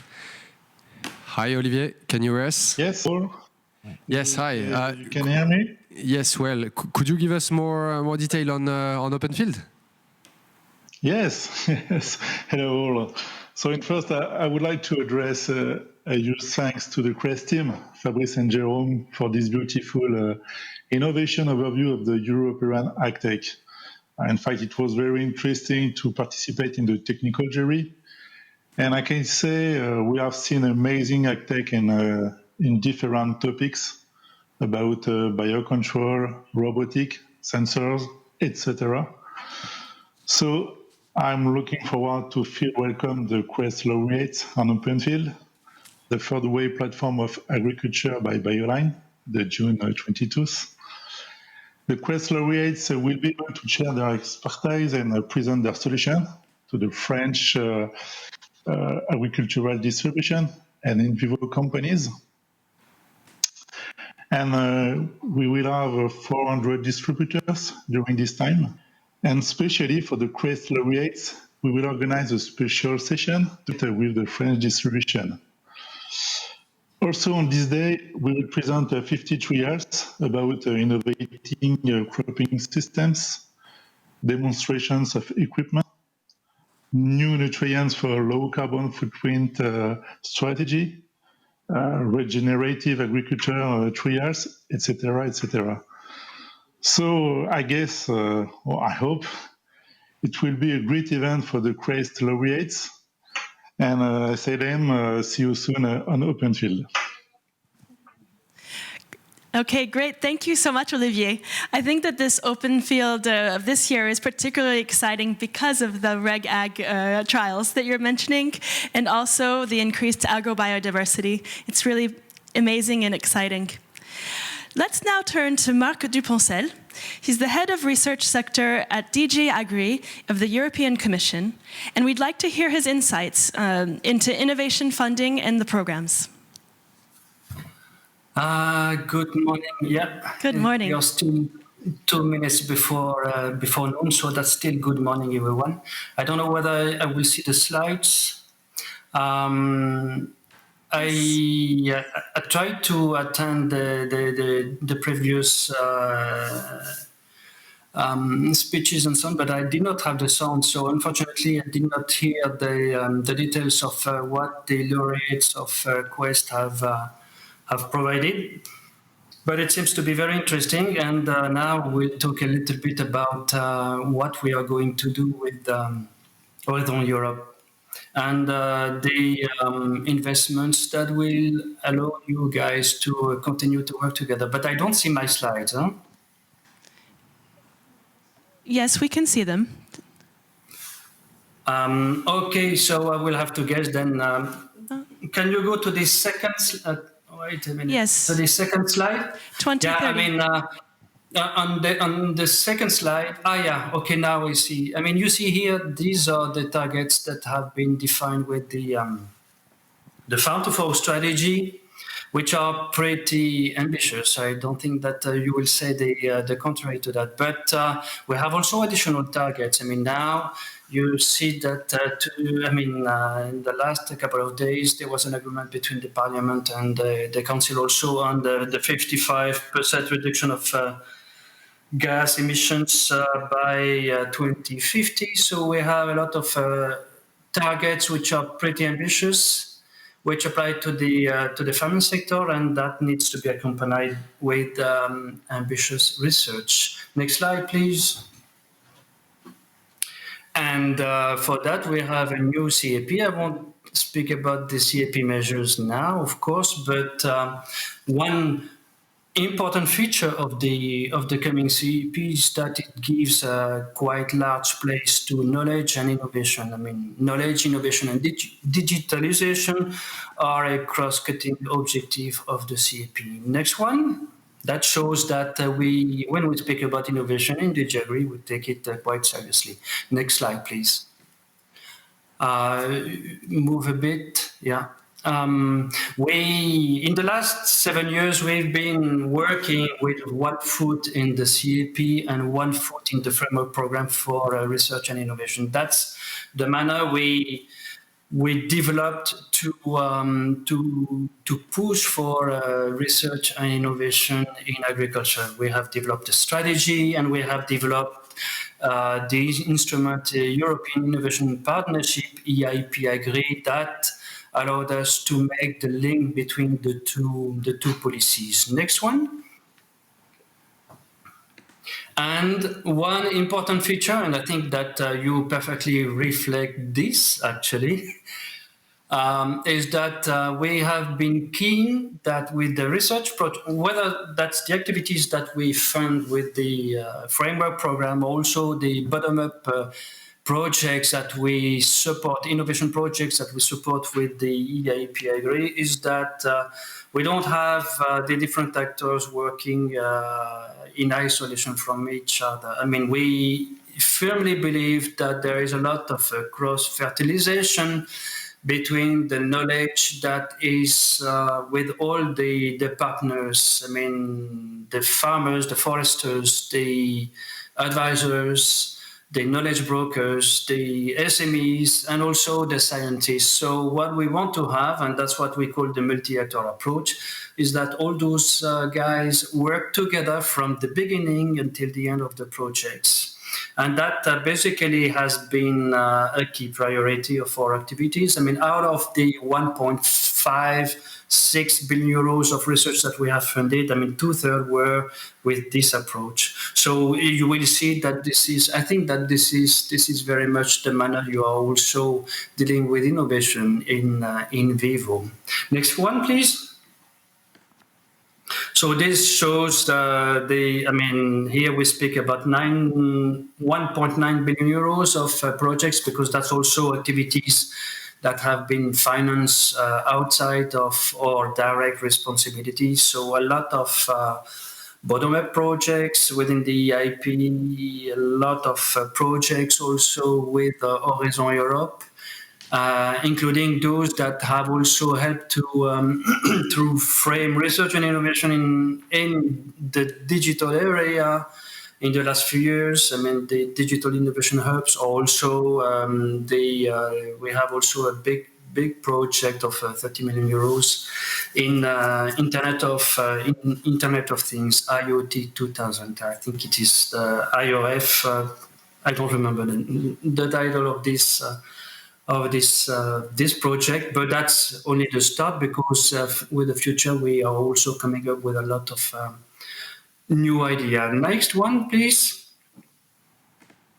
Yeah, one example, we are financing also a lot of research for precision agriculture, all types of technologies to help the farmers to improve their sustainability on the ground. And this is one example of a weeding robot that we have developed with Project Asterix. Next one, please. Let's go directly to the next one. We have, in next slide, please. In Horizon Europe, there is 3 compartments. The second one is the clusters, the societal challenges, and we have 6 of those clusters. There is one with digital, industry and space, one on health, human health, one on culture, creativity and so on, one climate, energy and mobility. But the most interesting one, make a bit of publicity, you don't mind, is the one which deals with our area of work, I mean food, bioeconomy, natural resources, agriculture, and the environment. And for this cluster has been granted a budget of 9 billion euros, which is basically twice as much as what we have in the current situation. Next slide, please. So there will be plenty of business for you guys, whether you are the SMEs or cooperatives or other types of private sector entities, farmers, of course, scientists, everyone will be very much welcome. We are about to publish the work program 21-22 of the cluster. I mean, we are now having the final round of discussion with the member states. Actually, that will take place tomorrow. But the work program will be published in the first 2 weeks of May. And regarding Cluster 6, there will be 1.8 billion euros of activities.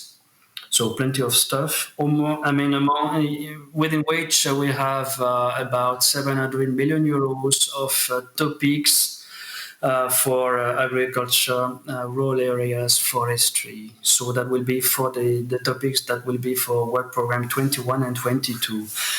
What will come a little bit later, but is also of interest for you,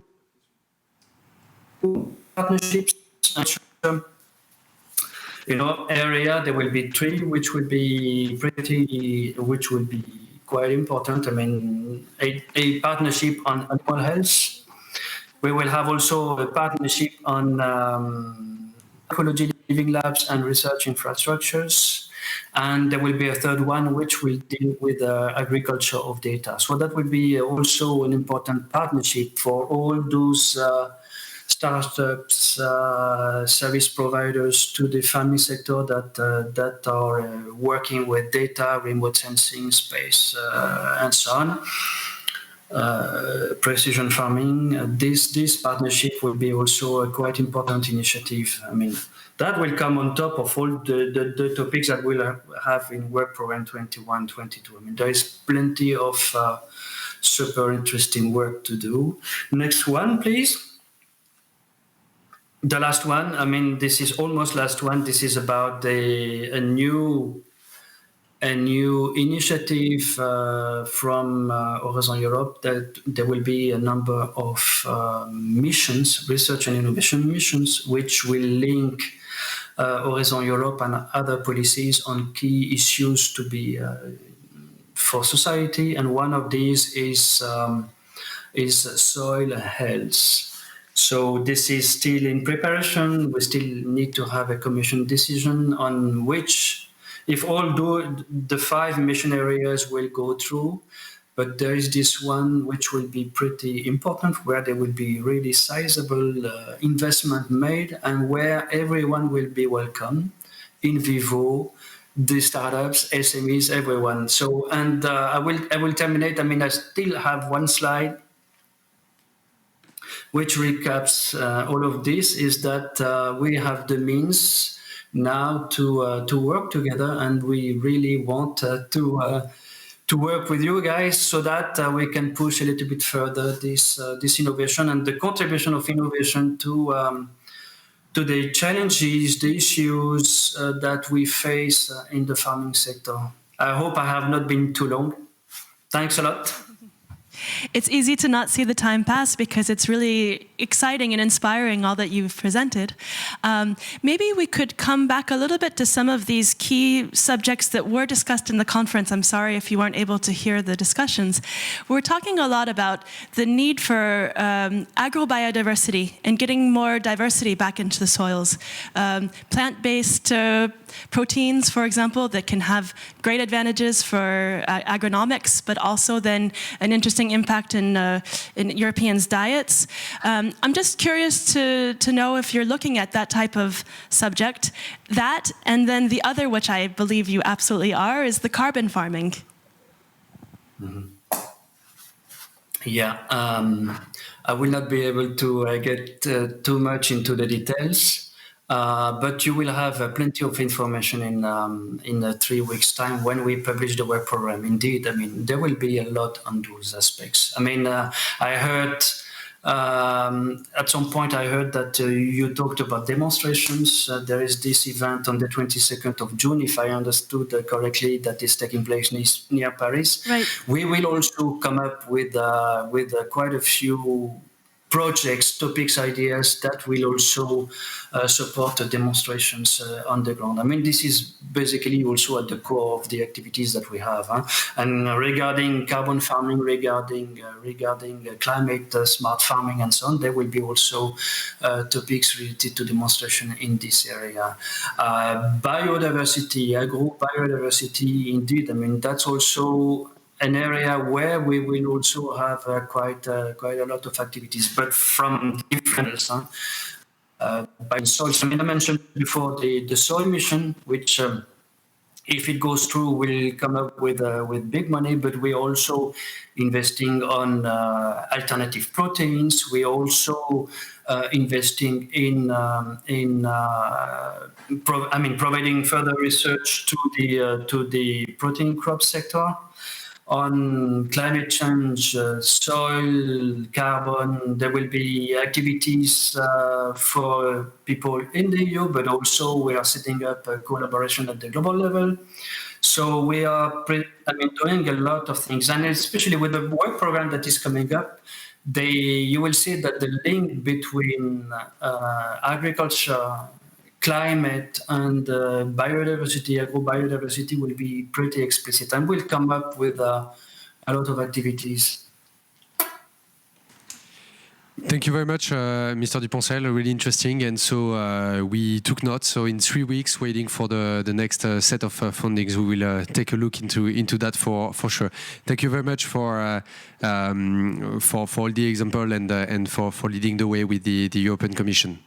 Thanks. And so you're welcome. Thank you. And so we are at the end of this 2-hour event now. So 2 rich hours of event. And so alongside with Fabrice Dacanal, who conducted this program with me, we'd like to thank the whole ecosystem, startups, partners, facilitators that made this tour possible. Thank you as well to our technical team that made this event look great today. Thank you, Rachel. I think it was a really interesting 2 hours. And I like to remind, so we went quite fast on the slides, regional slide, but you will have access to this data in a PDF that will be sent to all participants of today. And finally, we are excited to announce that invivoquest will keep on connecting startups as we are currently working on a global sourcing on 7 different topics. But I think we can say more on that later, same for EU Commission. So stay tuned on our networks to discover more on this next edition. In the meantime, thank you again for following this event.